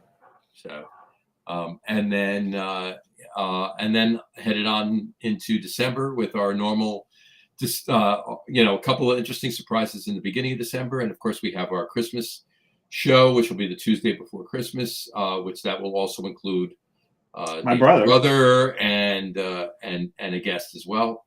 And the week after that is going to be the annual Big Beer Show, which is always the two of us. And I'm going to try to make it through the whole show without having to hug the toilet. Yeah, you're going to have to do that. And without having to me, I got to learn to drink slower. Without having to me text Kerry and say, hey, you might want to check on Dave. He left a while ago, and we don't know what happened to him. There you go. And of course, Matt Patensky, Sharkey Matt, and Al will be on the show as well as they always are on that show. So final show of the year, final show of 2025, and then we commence on 2026, our 7th calendar year of doing this show. That's scary, Dave. Woof. So. And Doug, I got blood work back. My liver enzymes are better than they were last time I did it. Believe it or not. Hint. There you go. So we'll leave it at that. So, Doug, we do too, and that book does need to happen, and we will do that. So. Well, you didn't throw his comment up there. You're just commenting on his comment. I'm just commenting. All right, let's throw it up there. It says, love the cocktails that have been created. The cocktail book needs to happen, and we agree with you 100%, and it's going to happen. So Yeah, we haven't been taking all these notes and writing these things down for no reason. And let's face it, all three of us on the show have had our misses. Those won't show up in the book. not at all. Not at all. But the cocktails have been created, and I'm not going to say this for sure, but I did leave the show. We'll see how permanent that is. Okay. So we're working. We got things in the works, Doug, and check. We'll message you shortly on the group, and we'll let you know. But in any event, things are in the works. We'll let you know. We'll keep you posted. And on that note, we will wrap up this show for today. We want to thank everybody for watching, and for those of you just listening to the audio podcast, thank you for listening. Don't forget to visit our website, www.logroom.com. That's LAGERROOM.com. And please remember, like us and follow us on all of our social media, Facebook, Twitter, Instagram, and of course our YouTube channel. All of them are at The Lager Room. Remember, we go live with the video podcast on Facebook, YouTube, X, and Twitch every Tuesday night at around 6:30 p.m. Eastern Time. And for those of you who just want to listen to the audio podcast, you can do so on our audio host, Spreaker, as well as iHeartRadio, Apple Podcasts, Spotify, Odyssey, Audible, Pandora, Amazon Music, iTunes Music, YouTube Music, TuneIn, Podcast Addict, Castbox, Deezer, Podchaser, Listen Notes. Pretty much anywhere you can find an audio podcast, you will find the Lager Room Guys Craft Beer Podcast. And if you haven't done so already, please subscribe to one or more of those feeds, and you will never miss a show. Again, thanks for following along with us. Have a great rest of your week. Have a wonderful weekend. Beer Samurai, what is my score? I was trying to write it in beer, but it didn't because I still can't find the marker that I used to use. Well, I can't do it better than I just did it there. So it's got to be, I hope it's high, or at least high-ish. The word high-ish. High-ish. I don't mean to disappoint you, but that's about what it is. You know what? If you remember last week, I did it in the form of Ralph Steadman. Yes, you did. And I was talking about that thing that I had. Mm-hmm. I brought it home. Oh, that's awesome! I love it. That's great. How cool is that's awesome! I love it. So yes, those of you that don't remember last week's show, if you haven't listened to it or watched it yet, with Flying Dog and Saranac, but same brewery at this point, Saranac Brewing. But Flying Dog, Ralph Steadman does all the artwork for Flying Dog labels. Amazing stuff. That was fantastic. And I really think that his artwork. Those of you that are listening to the audio podcast, if you want to see the picture that Dave just held up, 2 hours and 32 minutes. Or you can just Google, Ralph Steadman. Or just Google Ralph Steadman portrait. Yeah, you'll see it's his self-portrait, but I just happen to have it on glass. Yeah. Very nice. But yeah, I'm still convinced that Ralph Steadman's artwork, as well as the quality of their beer, is what made Flying Dog as popular as they were. 100%. And I think if it wasn't without Steadman's artwork, people wouldn't even have tried the beer. It really made it stand out on the shelf. I'm gonna be honest with you. There's been so many beers that Flying Dog has made that I really loved. But love it. But Pearl Oyster Stout, Pearl Oyster Necklace, I should say. Pearl Necklace, just Pearl Necklace Oyster Stout. There you go. Yes, there you go. And Raging Bitch. Yeah. Iconic. The beers and the artwork. Yep, there you go. All right. And the fact, he told us that Pearl Necklace will never be made again. Yeah, that's a shame. That's a shame. But on that note, though, there's a yin and a yang to the universe, especially when it comes to craft beer, because we did hear that, and we have also been told that Storm King will not be brewed again. But we just found out Storm King coming back on Friday.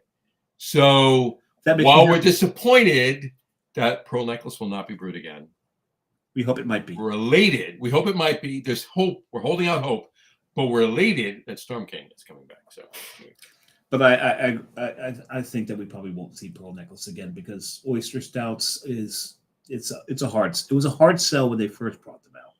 You know what? You're not wrong. I love them. I do too. A little bit of salinity, but that mouthfeel. It was all. But I told you the story with Meathead about this, right? Mm-hmm. You did. Where when I first introduced him to craft beer, we're going through a bunch of stuff, and he heard about oyster stouts. He goes, "I will never ever drink an oyster stout. Mm-hmm. Don't even give me one. If you give me one, just don't tell me what it is." Right. And so he's over one day. I'm pouring a bunch of beers, and I pour him something, and he takes a sip of it. He goes, "Oh, I like this." because it's really smooth. It's velvety. There's a little bit of salinity to you. And you son of a bitch, this is an oyster stout, isn't it? I said, yeah, it's called Pearls Before Swine. Yeah. It's 21st Amendment. And he's like, and he was halfway through before he figured it out. He's like, Right.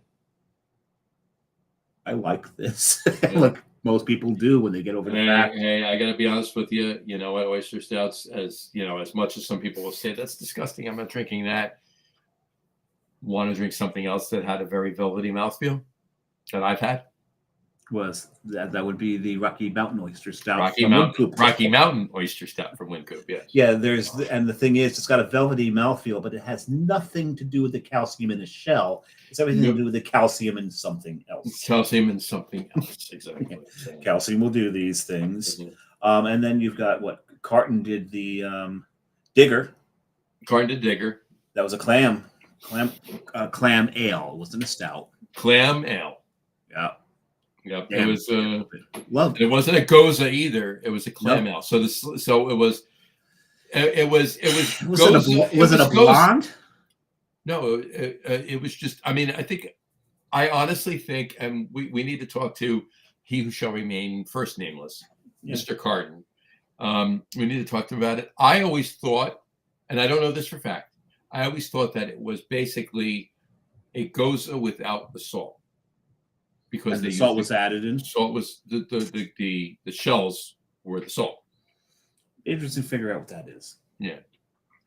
So, but it was very good regardless. It was its own thing, which is something that they like to do all the time. Mr. Carton likes to do all the time, his own thing, right? So yeah, and yeah, like Gilded Lily. Right, who spends all the money to lose money on a white truffle Belgian triple, right? Yeah, right. Exactly. A truffle ale. Truffle ale. There's a P in which there truffle, yeah, not triple, truffle. No, there's a P in there, and when you drink enough of that beer and you pee, you smell it. You smell it. But it was fantastic. Oh, it was fantastic. Fantastic. So anyway, I think they won silver. No, they won bronze at the first Hunapu they ever went to. I believe you're right. Beer. Yeah, it was good. So, everyone came to the stand for regular coffee. Of course, they came for regular coffee. They left enjoying truffle, Gilded Lily. Gilded Lily. Yeah, Gilded Lily. Anyway. All right. I will. We will talk to you next week. I will talk to you next week. Dave will talk to you next week. We will talk to you next week. And you will talk to us. So that's you will talk to us. Yes, the comments were fantastic today. Thank you so much for everybody commenting. Absolutely. And Brian, Doug, Brendan, and Broadfjord. Thank you so much for commenting in today. Fantastic. We love that. It's a big part of the show. We love doing it. We love those comments all the time. Keep them coming. Anybody wants to reach out to us, you can do so on the website, www.logroom.com, or just write us on Facebook. Go to Facebook. You don't even have to be on Facebook to do it. Just write us on Facebook. And you don't. You can write us on Facebook without but you have to be on Facebook to do it. You have to be on Facebook to do it. So, just to clarify what John click the link to the website and everything else. Exactly. So you can do so in that way. But in either event, let us know what you're thinking. And seriously, let us know if you would change your name. If you would change your name for 19 years. Money. And the stipulations are first name, last name must be changed. Last name must be changed. We get to pick it. Unless you're married, your father-in-law picks it, and it's 19 years of whatever you want to drink for 19 years. Yep. And we're not paying it. And as much as. Yeah, exactly. So we don't have that kind of money. We don't do that.